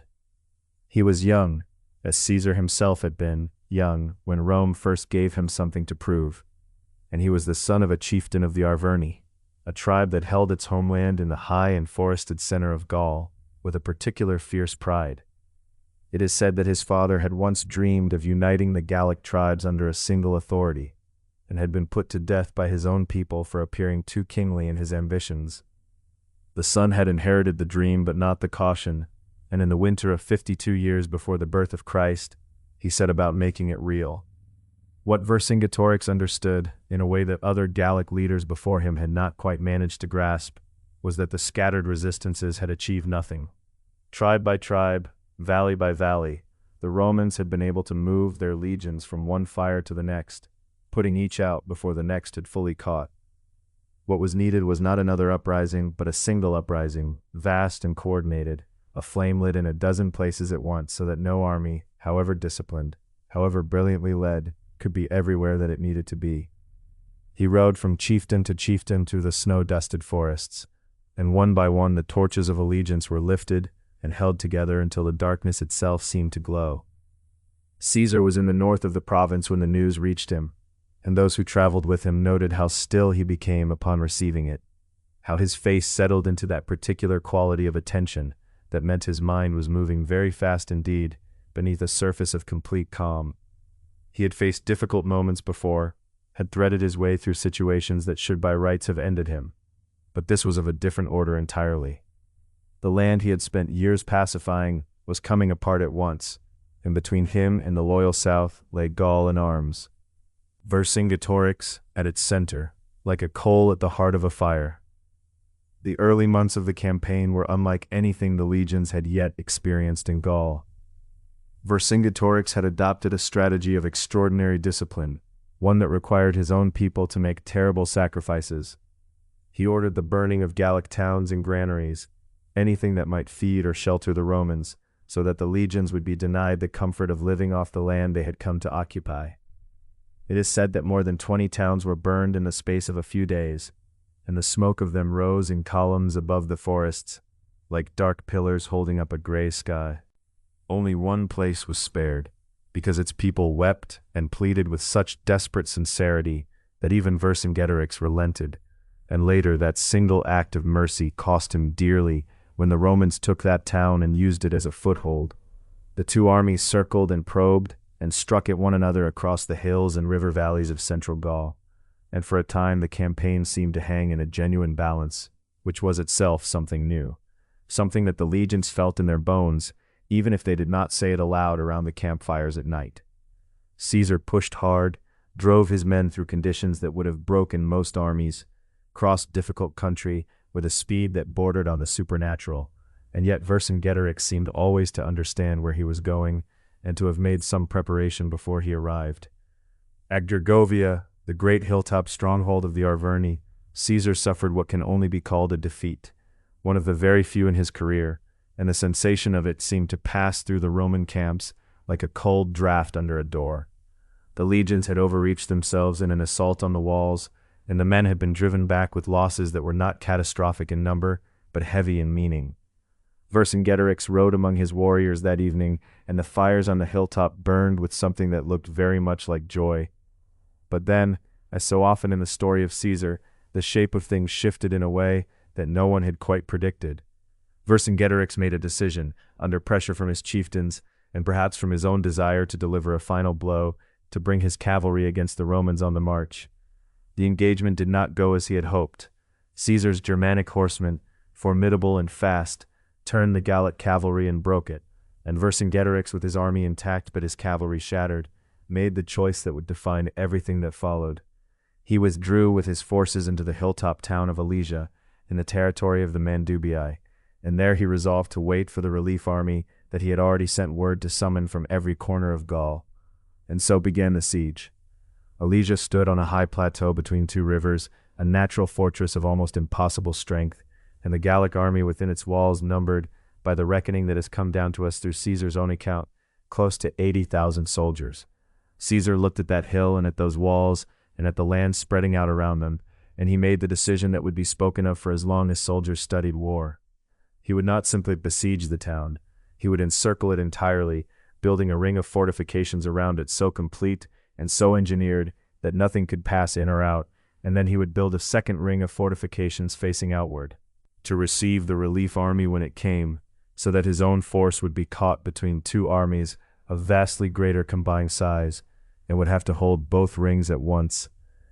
The construction that followed was one of the great labors of the ancient world, carried out with a kind of methodical Roman thoroughness that the watching Gauls inside Alesia must have found both impressive and deeply, deeply unsettling. 11 miles of inner fortifications, 13 miles of outer walls, a system of ditches and sharpened stakes, and hidden pits and watchtowers that transformed the rolling Burgundian countryside into something that looked like nothing so much as Rome's will made physical, Rome's refusal to yield, made into timber and earth and stone.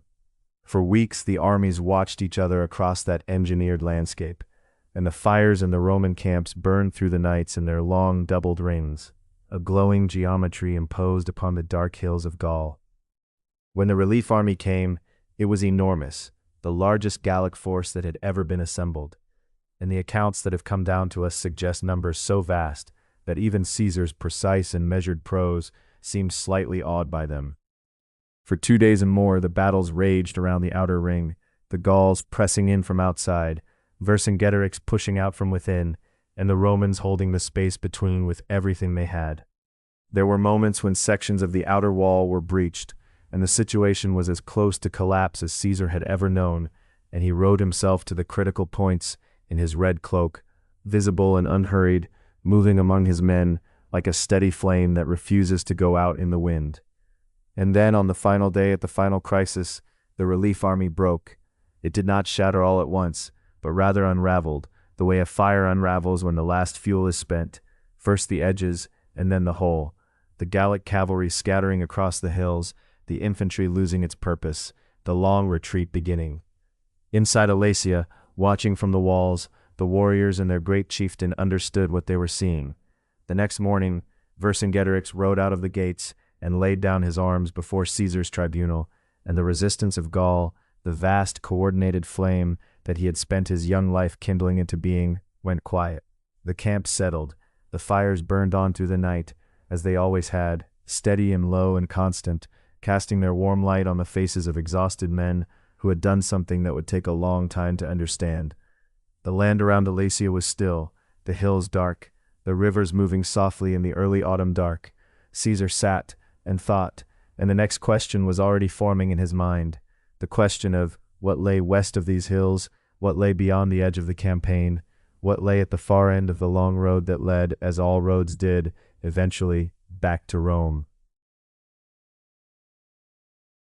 The road north of Ariminum was quiet at that hour, the kind of quiet that collects in winter fields long before the sun has thought to rise, when the frost on the grass holds still and the birds have not yet remembered that they have voices. It was early in the year, in those cold, pale weeks that the Romans called January, 49 years before the birth of Christ, and the land along the northeastern coast of Italy lay wrapped in a gray and patient silence. The Adriatic was somewhere to the east, invisible but present, the way the sea always makes itself known through a certain weight in the air, a salt, cold dampness that settles on cloaks and on the skin of the hands and on the breath, which rose in small white clouds from the mouths of men and horses, standing very still beside a river. The river was called the Rubicon. It was not a large river. That is perhaps the first thing worth saying about it, and worth saying gently, because so much of what happened here was quiet, unhurried, and small in its outward appearance. The Rubicon was narrow enough that a strong man might throw a stone across it without much effort. It ran shallow over its stony bed, moving with the particular cold persistence of winter rivers in northern Italy, carrying its gray-green water southward toward the sea without any apparent urgency or drama. The reeds along its bank were brown and dry and made a soft sound when the wind moved through them, a sound like paper, like old letters being turned in careful hands. Ice had formed at the margins, thin and translucent, and it caught what little light the pre-dawn sky offered and held it briefly before the current broke it away. Gaius Julius Caesar stood somewhere near this river, and he was thinking. The story goes that he had dined that evening with friends, that there had been wine and conversation, and that he had slipped away quietly before the gathering ended, as a man might do when he has already made up his mind about something and simply needs the darkness and the cold to confirm it. He had come to this place, to this border, because the border was everything. The Rubicon was not merely a river, it was a line drawn in law, in tradition, in the long, careful architecture of Roman order, and the law said plainly that no Roman general might cross it with his army intact. A general who crossed the Rubicon with his legions was a general who had declared war on Rome itself, on the Senate, on the Republic, on everything that the word Roman was supposed to mean. And yet here he stood, on the northern bank, and behind him in the cold darkness, his soldiers were already assembled, their breath rising in columns of mist, their shields resting at their sides, waiting with the particular patience of men who have marched for years through rain and mud and forest, and know how to be still when stillness is asked of them. It is said that he hesitated here. It is said that he walked to the river's edge and looked across at the southern bank and stood in silence for a long while, longer than his companions expected, and that the men around him felt the weight of that silence, as one feels the weight of something enormous, held in very careful balance.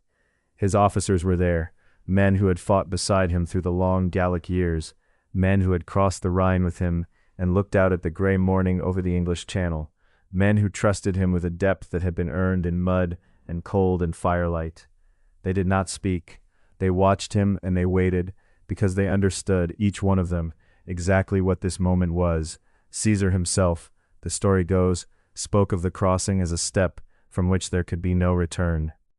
He is said to have paused on the bank and looked at his soldiers. and then looked back toward the south, toward Rome, toward everything that lay behind him, and then to have spoken, almost to himself, words that the ancient writers preserved in their various ways, the sense of which was something like this: that once across, everything must be settled by arms, but that not to cross was to be destroyed by those who had already decided his fate. The Senate in Rome had declared him an enemy of the state.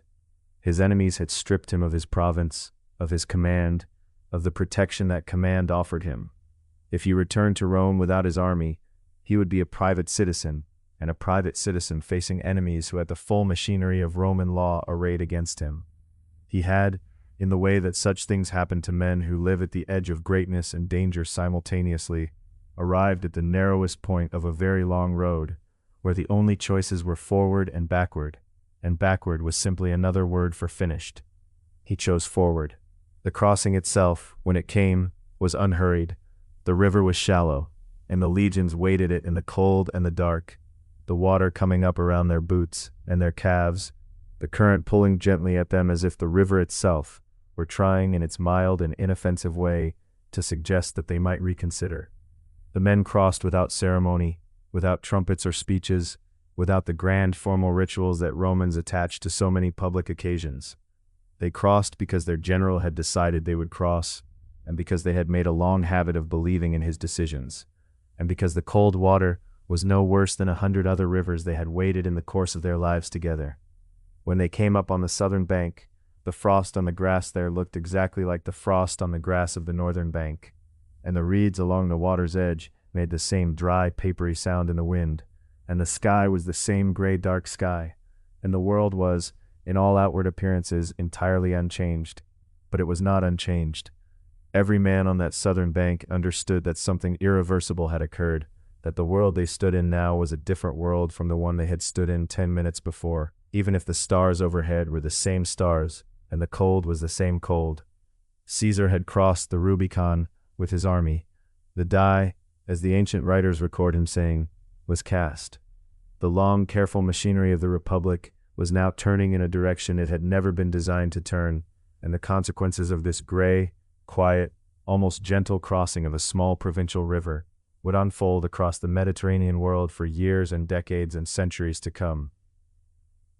What one imagines is simply the sound of water, the river moving over its stones in the dark, indifferent to history, and entirely unconcerned with the weight that later ages would attach to this particular night. The Rubicon running as it always ran, past its frozen margins and its brown reeds, carrying its cold, ordinary water toward the sea. Caesar's soldiers on the southern bank, shaking the water from their cloaks and their boots, checking their weapons, as soldiers always check their weapons after a crossing, making the small instinctive preparations that men make when they are about to move. And somewhere among them, their general, not triumphant, not dramatic, but already thinking ahead, already reading the map of the situation with that remarkable clarity of his, already calculating distances and loyalties and the time it would take to reach one city, and then another, and then Rome itself. The road south was open before them. Ariminum was close, and the towns of northern Italy lay like stepping stones between this river and the capital. And Caesar knew the names of every magistrate, every garrison commander, every man whose allegiance might be secured or whose resistance might need to be overcome. He had spent his whole life learning names and reading people, and now that knowledge would be put to work in the largest theater it had yet encountered. But those are the thoughts of the next morning, the next chapter, the next unfolding of a story that now moved faster than it had before. For now, there is only the river behind them, and the road ahead, and the frost on the grass of January, and the slow graying of the sky to the east, where the winter dawn was beginning to consider its approach. The Rubicon went on running quietly behind them, its small, cold voice swallowed by distance as the army moved south, carrying with it the weight of everything that had just been decided and everything that was yet to come. The road south from Rome was still warm underfoot, even in the early months of that year, the stones having held the sun's heat long into the evening, and Caesar's legions moved along it the way water moves along a familiar channel, steadily, without hesitation, as though the land itself had been waiting for them. The civil war had begun not with a great roar, but with a quiet crossing, a decision made at a river's edge in the cold of a winter night. And now it spread outward across the Mediterranean world like ripples from a stone dropped into still water, touching shores Caesar had not yet seen, drawing him forward into distances he could not entirely have predicted when he first set his foot across the Rubicon. Pompey had left Italy. That was the first and perhaps most startling fact of those early months, the fact that hung in the air of every Roman conversation like smoke that would not quite disperse. Gnaeus Pompeius Magnus, the man they had called the Great, the man who had cleared the seas of pirates in what some said was fewer than 90 days, the man who had stood at the edges of the known world and planted Roman standards in the soil of distant kingdoms. This man had looked at the forces arraying themselves behind Caesar and had made the cold, practical calculation that Italy itself could not hold him. He had sailed east, across the Adriatic, taking with him the 2 consuls and a great part of the Senate, men in their togas boarding ships at Brundisium in the gray winter light, looking back at the Italian coast as it receded, as though they could not quite believe what was happening to the world they had always known. Caesar followed, not immediately and not rashly. He was never rash, which was perhaps one of the most misunderstood things about him, that the speed of his movements was always underpinned by careful thought, by the kind of steady reasoning that continues to work, even when the body is in motion. He secured Italy first, moving through it with a deliberate clemency that surprised many of those who had prepared themselves to resist him. Town after town opened its gates. Soldiers who had been sent to hold positions against him instead found themselves received into his own ranks, their past allegiances set aside, their futures folded into his. It is said that Caesar himself sometimes walked among the men who had only days before been his enemies, speaking to them easily, learning their names, creating in them something like loyalty to the simple force of being treated as though they already possessed it. Spain came next, because Pompey had left lieutenants there, and Caesar knew that to cross the Adriatic with an unconquered force at his back would be to invite a kind of encirclement he could not afford. The campaign in Spain was the kind of thing that reveals a general's mind more clearly than any single battle. Patient, adaptive, willing to maneuver rather than to strike when maneuvering served better. He came, he adjusted, he outthought the men in his path, and when it was finished, he spoke the words that have drifted down through the centuries in various forms, the words about going to fight an army without a general, and then to fight a general without an army. The irony was gentle, not cruel. He was already thinking of what lay ahead.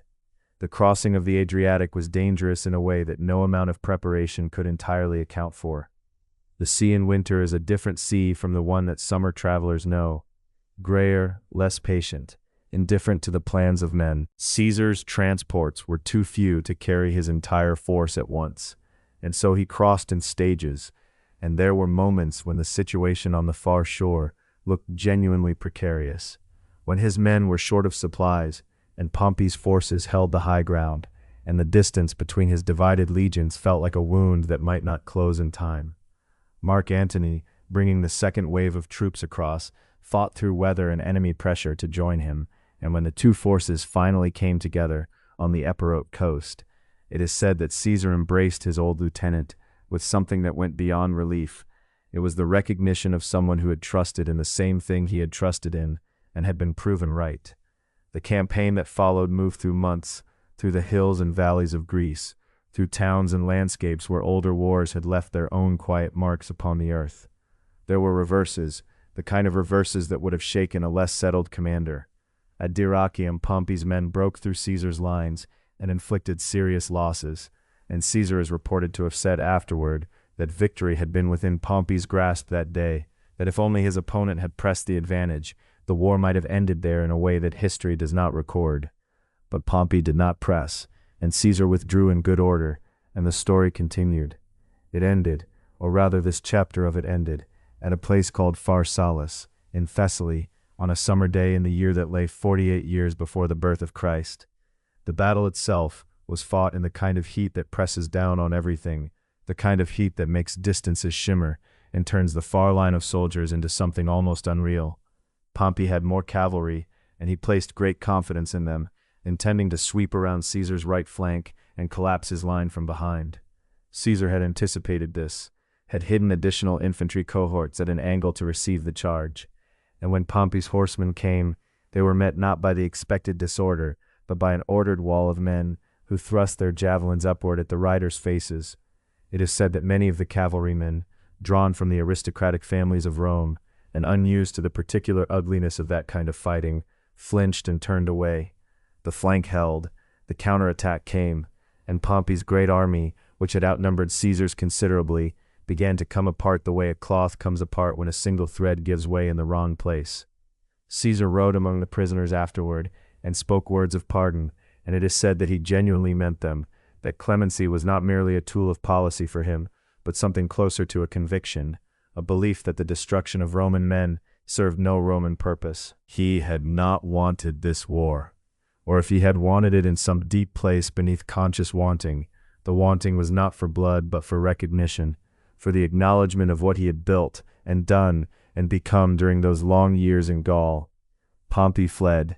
He was put on a ship and sailed east, away from the field where his certainties had come undone, moving through those same sea winds that had once carried his own triumphs from one end of the world to the other.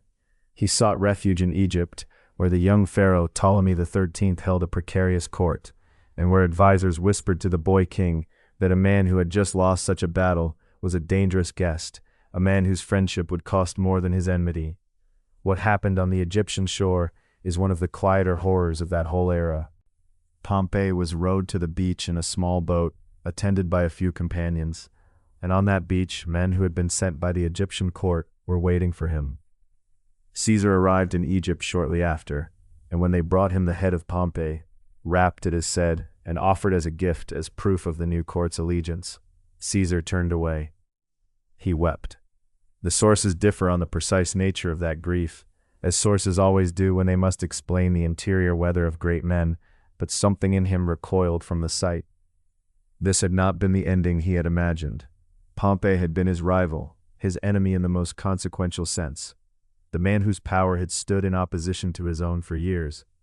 But Pompey had also been his father-in-law once, had shared tables and plans, and the complicated intimacy of men who move in the same narrow world of power.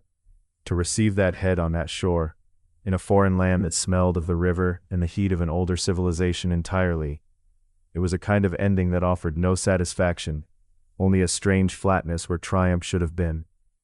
The war was not quite over. There were still forces loyal to the Pompeian cause in Africa and elsewhere, still campaigns to be fought before Caesar could call the Roman world quieted. But Pharsalus had decided the essential question, and what remained was the working out of consequences that had already, in the deepest sense, been settled. That evening, or some evening shortly after in that strange suspended time of a campaign's aftermath, lamps would have burned low in whatever shelter Caesar occupied, their flames steady in the windless air of an Egyptian summer, throwing golden light across maps and dispatches and the ordinary debris of a life lived in motion.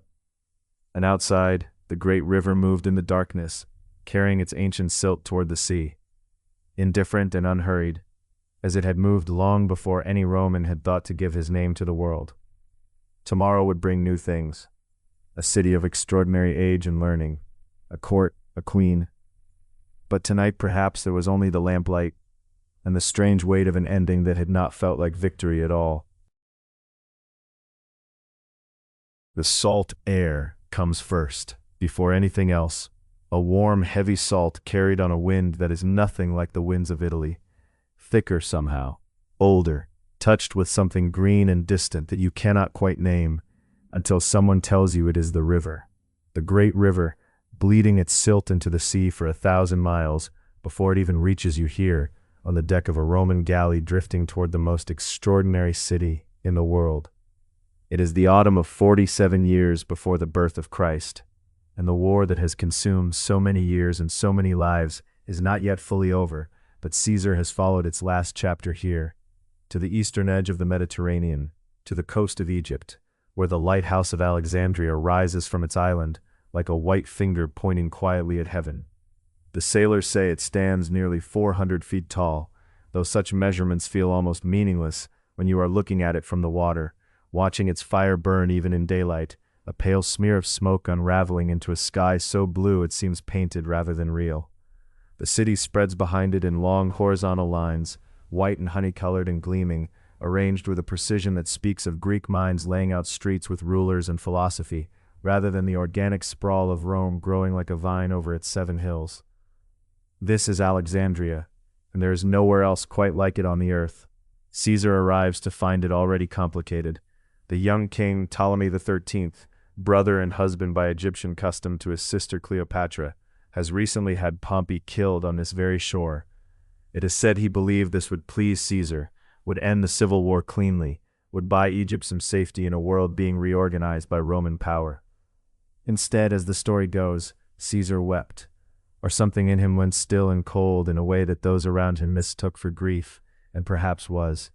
Pompey had been his enemy, yes, and his son-in-law once, and his rival always, and something more complicated than any of those words in the long braided years they had shared.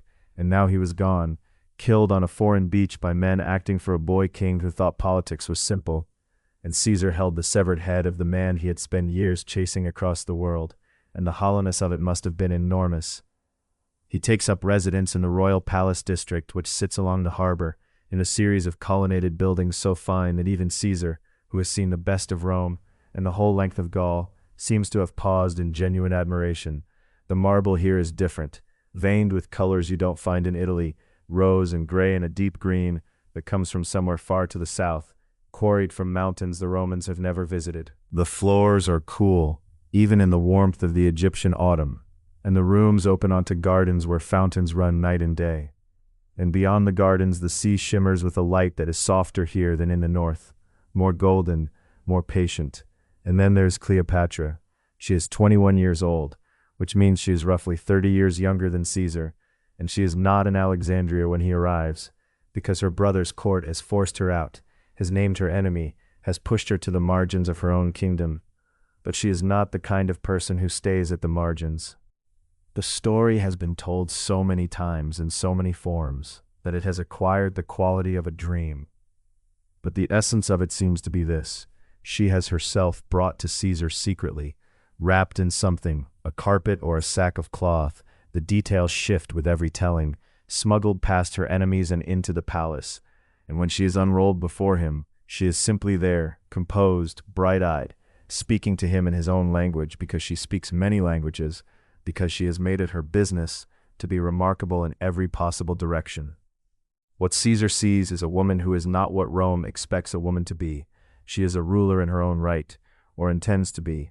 She is educated in the way that Alexandrian royalty is educated, which is to say comprehensively, hungrily, with access to the greatest library in the world, that legendary repository on the edge of the city, where the knowledge of Greece and Egypt and Babylonia and places even further east has been gathered scroll by scroll across 2 centuries.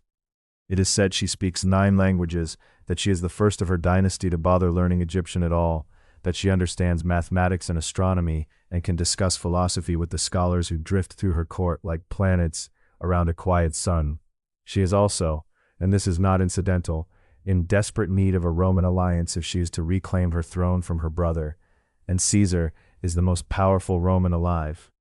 Whether what passes between them is love or policy or some country that lies between those 2 territories is something no one can say with certainty, but what is clear is that Caesar stays.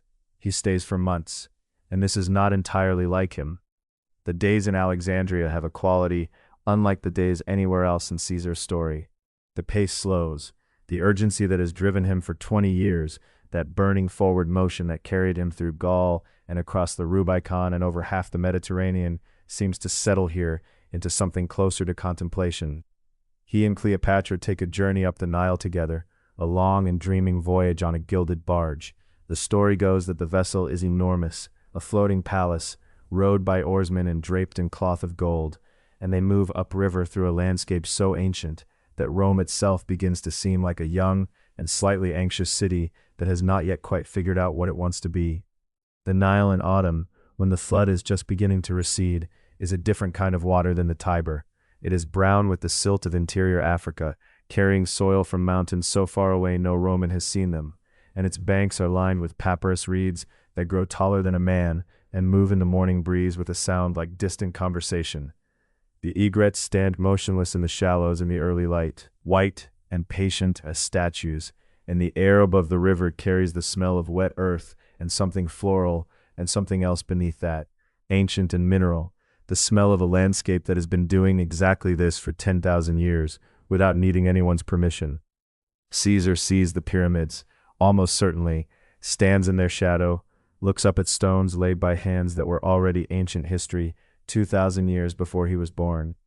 A Roman mind trained in ambition and permanence, meeting the proof that permanence is real, that things built with sufficient intention can endure past every reckoning. What he thinks, standing there, no one recorded, but it seems like the kind of sight that would ask a man to reconsider his scale.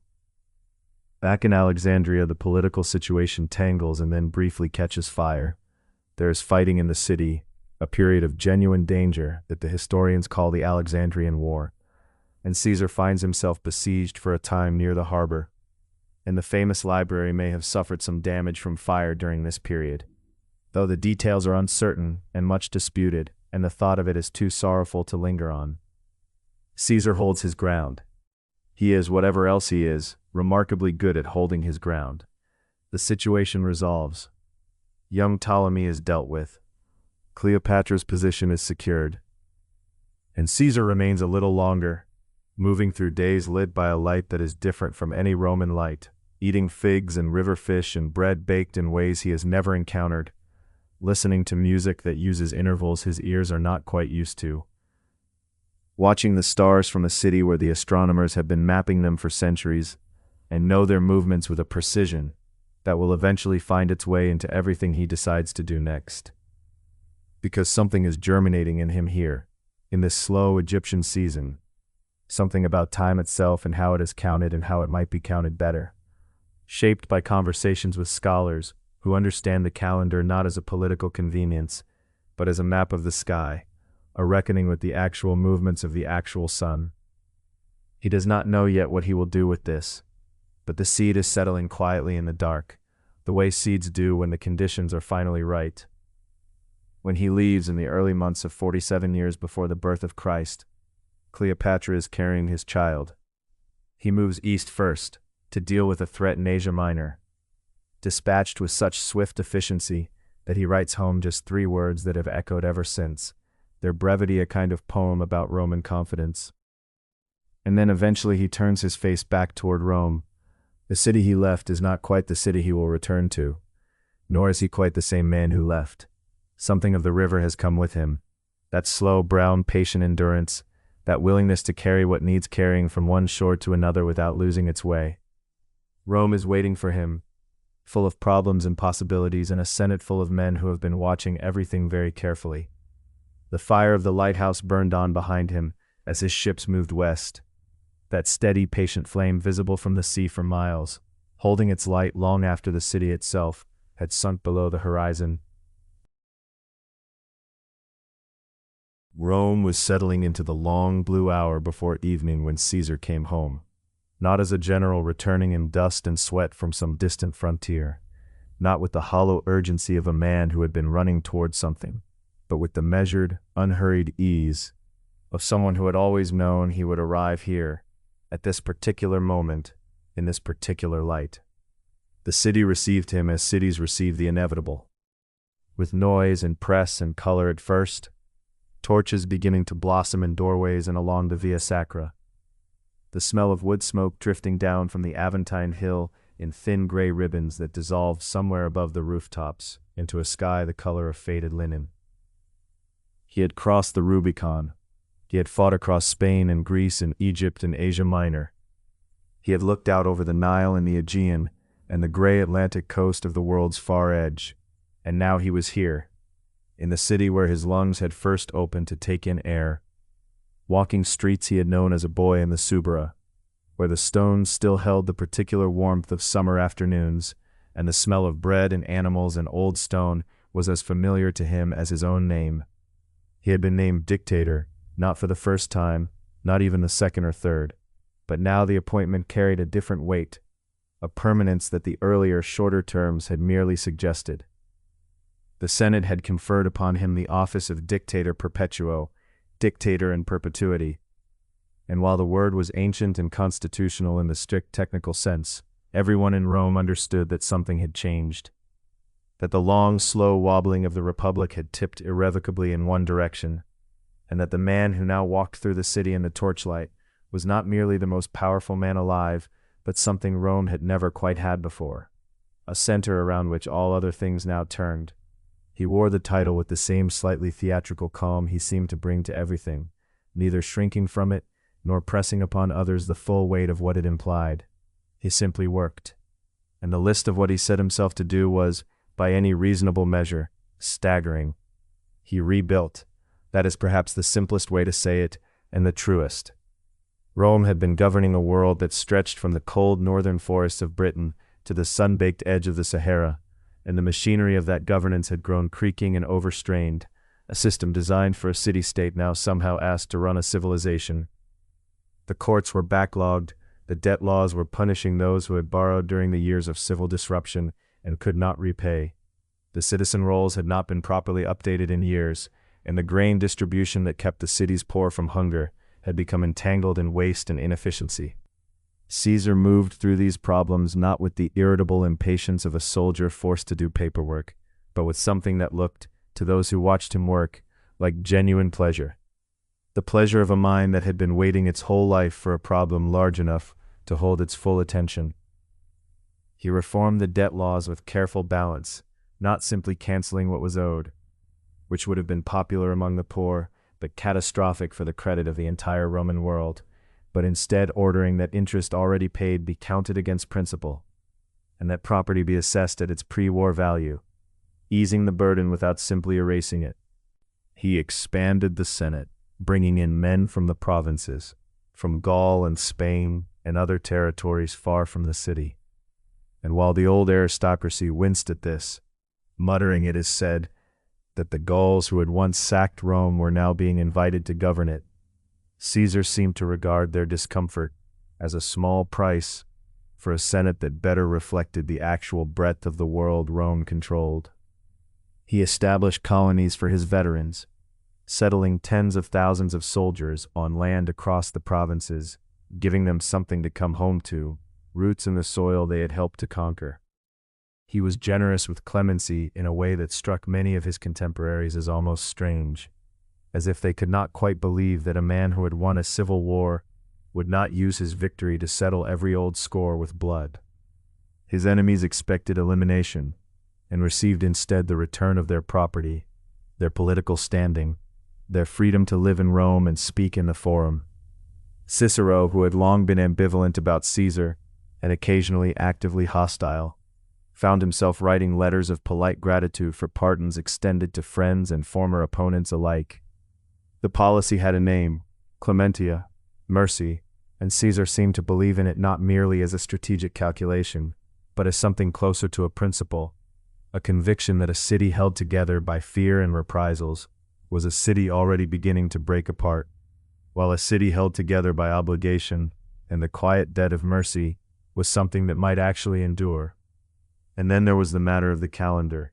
This is, in some ways, the most intimate of all Caesar's reforms, because it reaches forward across 2,070 years and touches this very night, the night on which you are resting now, the date that will appear tomorrow on whatever you use to check the date. The Roman calendar that Caesar inherited was a civic embarrassment, a lunisolar jumble that had drifted so far from the actual position of the sun and the seasons that the months no longer corresponded to the times of year their names implied. Harvest festivals fell in what was effectively early summer, spring celebrations arrived in winter, and the whole apparatus required periodic political intervention, extra months inserted by decree, to prevent the calendar from becoming entirely fictional. Caesar, who had spent time in Egypt and had seen the Alexandrian astronomers at work with their precise solar reckoning, decided to fix this once and for all. He consulted the Alexandrian astronomer Sosigenes.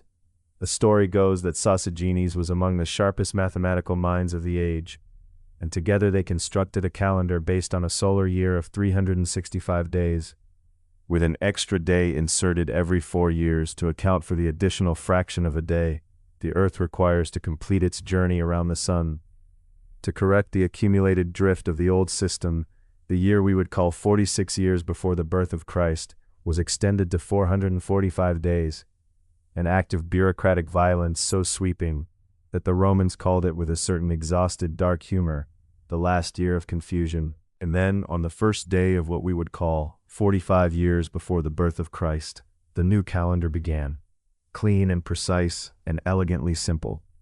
The Julian calendar, named for the man who gave it to the world, still the foundation of the Gregorian calendar we use today. Still the quiet skeleton beneath every appointment, every anniversary, every birthday, every ordinary Tuesday. He also turned his attention to the city itself, in the most literal sense, commissioning new public buildings, expanding the Forum, planning a great library that would rival Alexandria's, proposing to drain the Pomptine marshes south of the city to create new farmland, dreaming of cutting a canal through the Isthmus of Corinth to shorten the sea route between east and west. Not all of these projects would be finished or even properly begun before the calendar itself ran out of days for him. But they tell you something about the quality of his attention, the way his mind moved always outward and forward, restless in the manner of someone who does not experience the world as a set of problems to be endured, but as a set of possibilities waiting to be arranged. The torches along the Forum burned low in those late evenings when the city had quieted and the last petitioners had gone and the scribes had rolled their documents and departed. And Caesar sat. It is said he often worked past midnight, that his capacity for sustained attention seemed to require almost no sleep by ordinary human standards.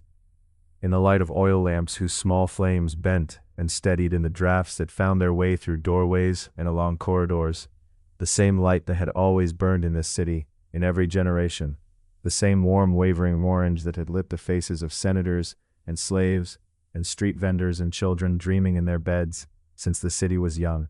The city around him settled into its nighttime rhythms, and somewhere on its hills and in its valleys, the torchlight and the lamplight softened together into a general warm glow, the breathing of a place that had known 10,000 nights and expected 10,000 more.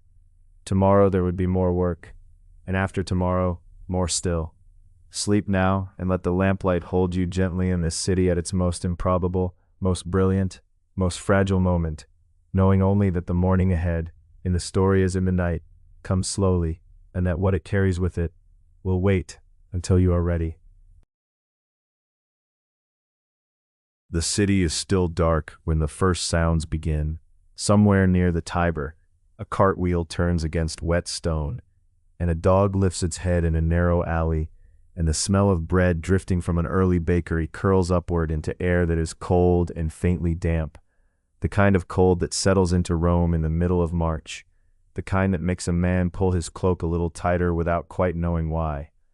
The stars are still visible above the rooftops, though they are fading now at their edges, softening into the deep blue that comes just before the world remembers it knows how to be light.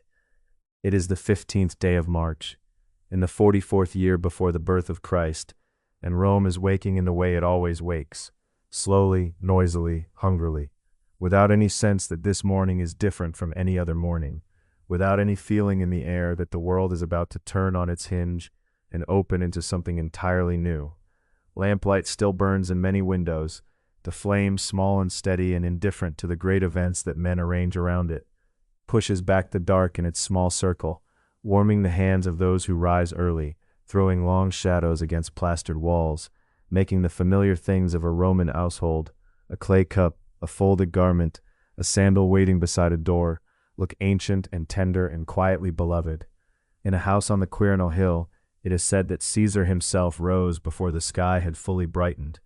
There are accounts, some reliable and some less so, that the night before had been restless, that his wife Calpurnia had dreamed something troubling, something involving blood or collapse or the statue of him that stood in the Forum, and that she had woken in the gray hours and begged him not to go to the Senate meeting that had been called for that day. The story goes that she pressed him with unusual force, this calm and sensible woman who was not given to superstition, and that for a time he seemed to waver. There are accounts that he sent word to the Senate saying he would not attend, that he was unwell, that the meeting might be postponed. And there was a man, it is said, who came to the house that morning with a written warning, a small folded document that Caesar took and carried with him and never quite found the occasion to open. But the morning moves at its own pace, unhurried, and the sounds of the city come in through the windows the way they always do, the calls of vendors, the clatter of the fountain, the distant rhythm of a stonemason already at work somewhere down the hill, and the day asks nothing unusual of anyone, and one by one the small reasons for staying home dissolve in the ordinary light. A man came to the house, one of the conspirators, though Caesar did not know him as such, a man whose name was Decimus Brutus, who had been a trusted officer in the Gallic campaigns, and who had shared fires and marching roads, and the long cold evenings of a general's tent, and who stood now in Caesar's doorway with a warm expression and easy words, urging him not to disappoint the Senate, not to seem afraid, not to give his enemies the satisfaction of thinking he had been frightened by a woman's dream. It is said these words found their mark. Caesar dressed, he gathered his toga, he stepped out into the March morning. The walk through the city, or the journey by litter, the accounts vary, would have taken him through streets that were beginning to fill with the business of a Roman day. The vegetable sellers arranging their stalls, the children running on the paving stones, the smell of the Tiber on the breeze, faintly green and faintly ancient, the sound of water in every district, fountains and channels, and the low gurgle of aqueduct water finding its level somewhere beneath the streets. The city he had known since boyhood, the city he had reshaped with laws and buildings and the sheer force of his attention, flowed past him as it always did, indifferent and beloved and loud and alive. The meeting was not to be held at the Curia, the usual home of the Senate, which was still under repair. Instead, the senators had gathered in a large hall adjacent to the theater of Pompey, a building that bore the name of the man Caesar had pursued across the sea, the man whose death had brought not triumph, but a gray and complicated sorrow. There is something in this detail that the ancient writers noted with the particular pleasure of those who believe the world arranges its ironies carefully, and it is worth sitting with for a moment. The fact that on this morning, in this city, the fates had chosen Pompey's monument as the place. Caesar arrived. The Senate rose, as was the custom. The air inside that hall would have been the close, stone-cooled air of an enclosed Roman space in early spring, carrying the faint traces of incense and lamp oil, and the wool of many togas, the smell of 100 men gathered together in the business of the city. Caesar moved toward his chair. What happened next is recorded in several ancient sources, and while the details differ in small ways, the broad shape is consistent and has been carried through 2,000 years of telling.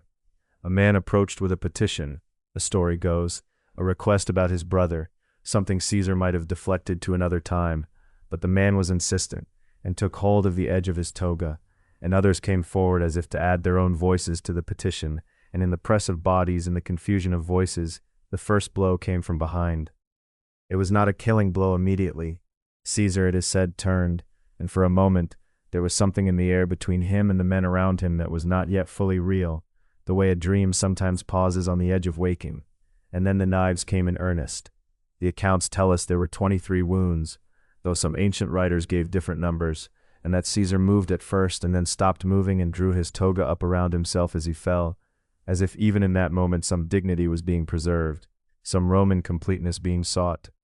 He fell at the base of a statue of Pompey, which the story goes ran with blood, though whether this is precise or poetic or both, it is impossible now to say with certainty. The hall emptied with the terrified speed of people who had just understood something about what they had been part of, or had just witnessed, and the street outside the theater of Pompey, which a few minutes ago had been an ordinary Roman street on an ordinary March morning, was suddenly full of running figures and dropped togas, and the kind of silence that falls after a loud noise, the silence that rings.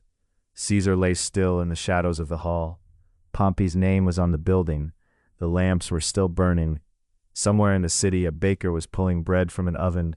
Somewhere a child was splashing in a fountain. The Tiber was moving in its slow gray way toward the sea, carrying the reflections of the morning sky, carrying the cold of the mountains where it began, carrying everything and knowing nothing, as water does. The city did not stop. The birds that had been singing in the gardens of the Palatine went on singing in the way birds do, without consultation, without ceremony, without any understanding that the man who had reorganized the calendar and fed the poor and crossed the Rubicon and stood in the snows of Gaul and sailed to Britain and wept in Spain at the foot of Alexander's statue and laid his cloak over a dying enemy on a foreign shore was now still and cold on the marble floor of a room that bore his enemy's name. The flame that had burned in his house that morning was still burning. Calpurnia was still in the house. The folded document he had carried and never opened was still, presumably, folded somewhere in the folds of his garments, patient and unread, the way so many warnings stay. And Rome, enormous and restless and alive, began to understand, in the halting way that cities understand things, what had just happened inside it. The news moved outward through the streets, like a ripple through still water, from doorway to doorway and forum to corner, and up the hills and down again. And by the time the March sun had climbed to its midday height, the city was full of something it had not felt for a long time, something that was grief and rage and fear and a kind of awe, all moving together through the narrow streets like one long, unsteady breath. Tomorrow Rome will have to decide what to do with what it has become, but that is a story for another quiet night, and it is close. It is just there, waiting gently for you in the dark. The torches are still burning somewhere in the city. They have been burning since that afternoon, since the word spread first in whispers and then in something louder than whispers, moving through the streets of Rome the way fire moves through dry grass in late summer, low at first and then suddenly everywhere at once. And now the city lies in a kind of suspended breath, neither fully awake nor able to sleep, the smoke of 1,000 small fires drifting up through the cold March air and dissolving somewhere above the rooftops into the vast and indifferent dark. The senators who held the knives had imagined, or so the story goes, that the people of Rome would receive the news of Caesar's death with something like relief, perhaps even with gratitude, the way a patient receives the news that a fever has finally broken. They had imagined themselves as physicians, as restorers of old health, as men who had done a necessary and even noble thing. They had given speeches still warm with the exertion of the act, still wrapping their togas around hands they were careful not to examine too closely in the light. They had invoked the Republic, that beautiful and ancient word, and they had believed, or tried to believe, that the word alone would be enough. It was not enough. The people of Rome, those crowded and practical and deeply feeling people of the Subura and the Aventine, and the narrow alleys between the markets, had their own understanding of what Caesar had been. He had given them grain distributions and public spectacles, and the visible, tangible sense that someone of enormous power was thinking of them, was counting them, was aware that they existed. He had been one of them once, or near enough to one of them, born in these same streets, grown up in the noise and the smell and the beautiful ordinary chaos of this city. And now he was gone, and the men who had removed him were men of marble corridors and ancestral portraits, men who could not have named the streets of the Subura without a guide. In the days that followed, the city moved through a kind of collective bewilderment. The conspirators, led by Brutus and Cassius, found that the reception they had anticipated simply did not arrive. There was no grateful uprising, no restoration of ancient liberty celebrated in the streets. There was instead a quietness that was more frightening than noise, a quietness that held within it something gathering, something not yet decided. Mark Antony, who had been Caesar's closest ally, and who had stood in the forum on the afternoon of the Ides, and made his own rapid calculations about how to survive what had just happened, moved through those first hours with extraordinary care. He had gone to the conspirators with apparent goodwill, had dined with them, had given every impression of a man willing to let the thing be done and move forward. But Antony was watching and waiting, the way a man watches a river when he is not yet sure whether to cross it. It was the funeral that changed everything. Caesar's will, when it was read, revealed that he had left to every citizen of Rome a sum of money and his private gardens across the Tiber as a public park, and the effect of this was immediate and profound. He had remembered them, even at the end, even past the end. He had thought of them. And when his body was carried into the forum for the funeral oration, when Antony stood before the people of Rome and spoke with all the considerable skill of a man who had learned from the greatest orator of his age, the quiet that had been gathering in the city finally broke open. The story goes, though the precise details vary in the telling, that Antony held up Caesar's toga, the one still marked by the 23 wounds, and spoke of what had been done with a voice that seemed to be performing restraint even as it let everything through. He read the will aloud. He reminded the people of what they had lost, and the people of Rome, listening in the cold air of that March afternoon, felt something shift in them that would not shift back. The body was to have been taken to the Campus Martius for cremation, but the story goes that the crowd, overwhelmed by grief and by something fiercer than grief, began building a pyre right there in the Forum, in the heart of the city, pulling apart wooden benches and magistrates' platforms and anything else that would burn. They broke up musicians' flutes and threw them onto the flames. Veterans of Caesar's campaigns tore off their decorations and cast them in. Women pulled jewelry from their wrists and necks and let it fall into the fire. The flames that rose from the Forum that night were visible from very far away, and the torches carried through the streets afterward, lit from that fire, moved through the darkness of Rome like something that had escaped its container and could not now be recaptured. The conspirators found themselves suddenly and completely unsafe. Brutus and Cassius left the city within days, understanding at last that the surgery they had performed had not healed the patient, but had rather opened a wound much larger than the one they had been trying to close. They would spend the remaining years of their lives attempting to build an army and a case for what they had done, to convince the wider Roman world that the act had been just and necessary. But the world was moving very quickly now, and it was not moving in their direction. Rome, in those weeks and months following the Ides, was a city of altered air. The familiar rhythms of the Forum, the daily business of courts and elections, and merchants calling their prices across the market stalls, continued, because cities are remarkable in their capacity to continue.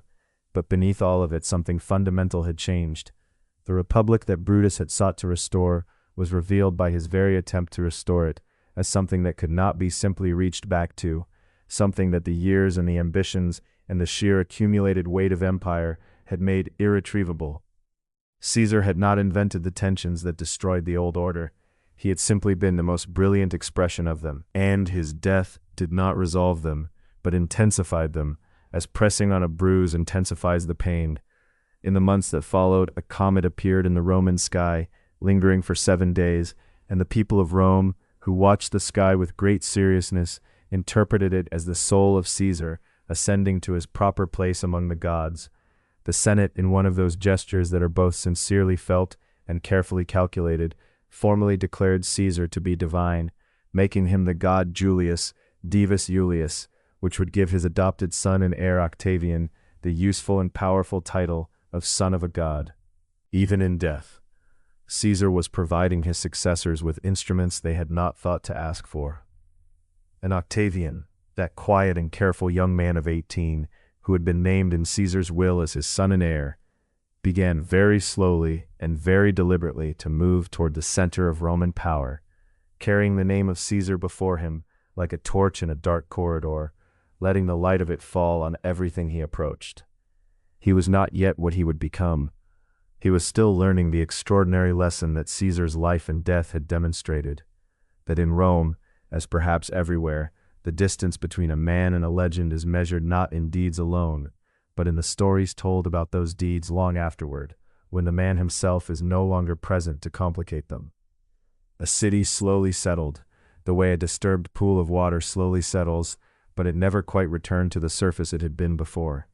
Something had passed through it, something that left the bottom stirred. In the alleyways of the Subura, in the markets near the Tiber, in the long porticos where people gathered in the evening to talk, the name of Caesar moved through conversations with a new kind of weight, no longer quite the name of a living man not yet fully a myth, but somewhere in the transition between those two things, gathering the significance that only time can give. The torches in the streets burned lower as the night deepened over the city. The great fire in the Forum had been reduced to embers now, tended by those who did not want to let it go entirely, who felt that the flame was continuous with something they were not ready to surrender. The smoke rose thin and pale into the Roman night, drifting south toward the river, toward the water that had always moved through this story, carrying it forward, past every boundary and every ending, toward the sea.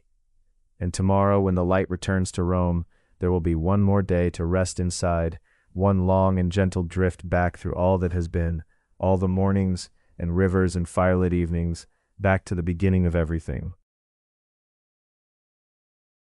The torches along the Via Sacra are burning low tonight, their flames leaning gently in the evening air, casting pools of amber across the old stones.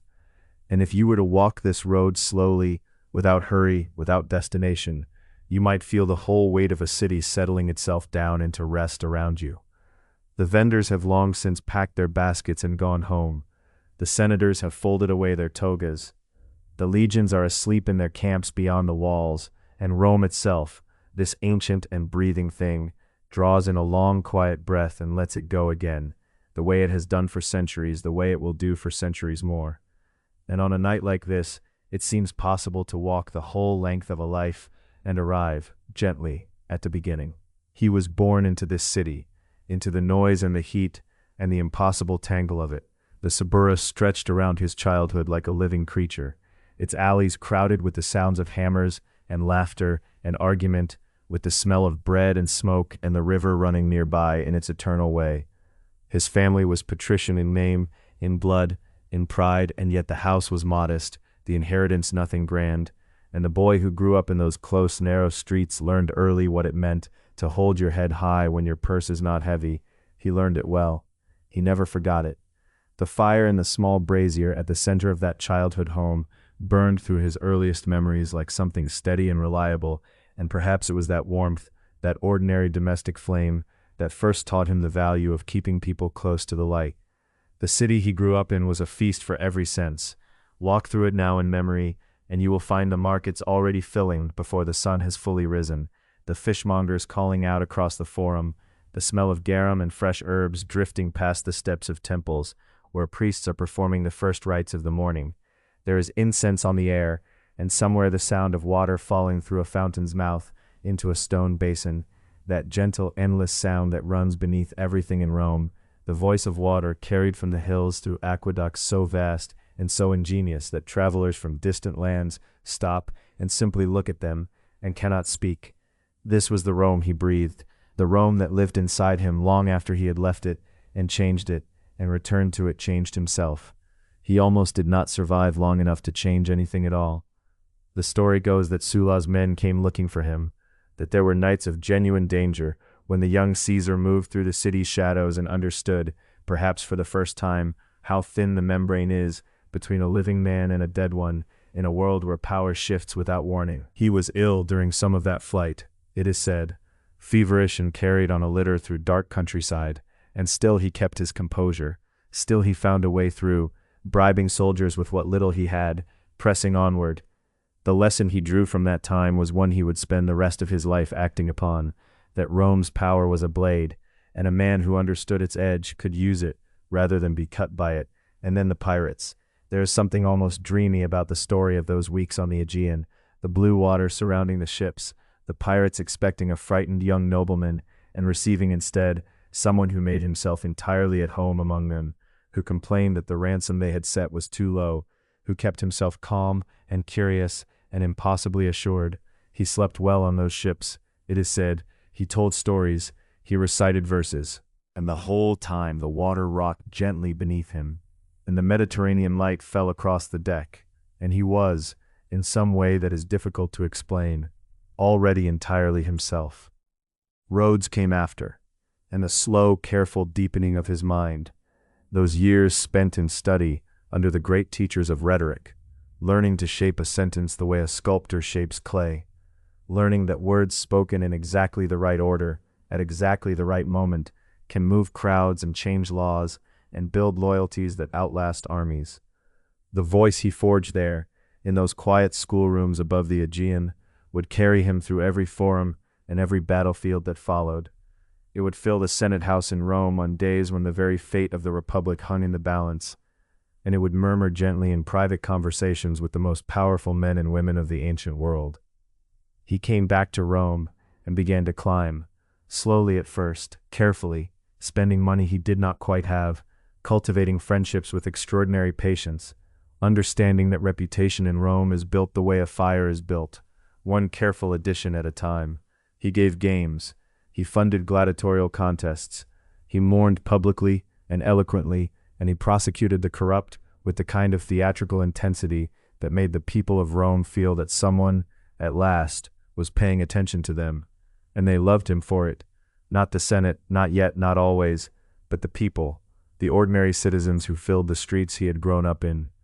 And then the Great Alliance, that quiet and extraordinary agreement between three men of enormous ambition who understood that together they could hold Rome in a way that none of them could manage alone.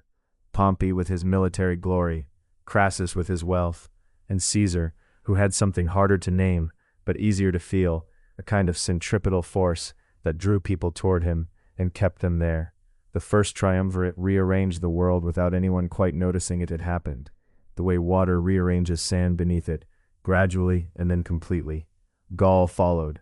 Those long years of campaigning across a vast and complicated land, crossing rivers whose names the Romans could barely pronounce, building bridges in 10 days over waters that had never been bridged, forging his legions into something beyond ordinary soldiers, into men who believed that where Caesar led, they could follow anywhere. The forests of Gaul, the cold mornings, the campfires burning in long rows across wide plains, while the sentries paced and the horses shifted in the dark, all of it shaped him as much as it shaped the land around him. And Vercingetorix rose, and Alesia came, and in that long, terrible siege, Caesar faced the greatest test of everything he had built, and he held the outer wall and the inner wall simultaneously, and when it was over, the Gallic resistance was spent, and Caesar's name was carved into history in letters that would never quite wear smooth. The Rubicon was a small river. That is what strikes you, thinking of it now, at this late hour with the city quiet around you. A small river in the cold early weeks of 49 years before the birth of Christ, and a man standing at its edge in the darkness, knowing exactly what it meant to cross it. The sound of that water running over its stones in the winter dark is one of the quietest sounds in all of history, and yet everything that came after flowed from it. The civil war, the pursuit across the Mediterranean, the strange and melancholy morning when news arrived that Pompey was dead on an Egyptian beach, and Caesar wept, they say, or at least was moved to something that looked like grief for a man he had called his friend and his son-in-law and had spent years trying to destroy. Egypt shone with a different light. The Nile and the papyrus marshes and the ancient smell of a civilization so old it made Rome feel young. And Cleopatra, extraordinary and formidable and entirely unintimidated, finding her way to him and forging something between them that was more than politics and perhaps more than love, some meeting of two people who recognized in each other the same quality, that complete and terrifying willingness to be the most important person in any room. He came back to Rome and remade it. The calendar he gave the world still, in its essential structure, tells us what day it is today. He planned libraries and harbors and laws. He granted clemency to his enemies with a generosity that confused them and perhaps, in the end, undid him. The Ides of March arrived with a slow and ordinary morning, and then the shadows of the theater of Pompey, and then silence, and then the city roaring into mourning and fire and grief so vast it could not hold itself inside any building Rome had ever built. And afterward, the flame on the rostra, where they burned him, or near him, the exact spot lost now to time, but the fire itself burning on in memory, in legend, in the name that his heir took and made into a title that would last 5 centuries, the name that became Caesar, that became Kaiser, that became Tsar, that traveled forward through time like an ember carried on the wind. Let that ember rest now, quietly, on the old stones of the Via Sacra, where the torches have burned down to their last warm glow. The city is still. The fountains run in the dark, their water moving through channels carved by hands that are long at rest, falling softly into basins worn smooth by 1,000 years of use. The fire in every Roman hearth has settled to its embers, and the smoke rises thin and pale into a sky full of stars. And Julius Caesar, born into the noise and the heat and the impossible beautiful tangle of this city, is simply part of it now, part of the stone and the water and the light, part of the long story that the night tells itself while the world sleeps. Sleep now, wherever in the world you are tonight. Let the torches go out one by one. Let the old road run dark and quiet beneath its stars. You have walked the whole length of a life and arrived gently exactly here.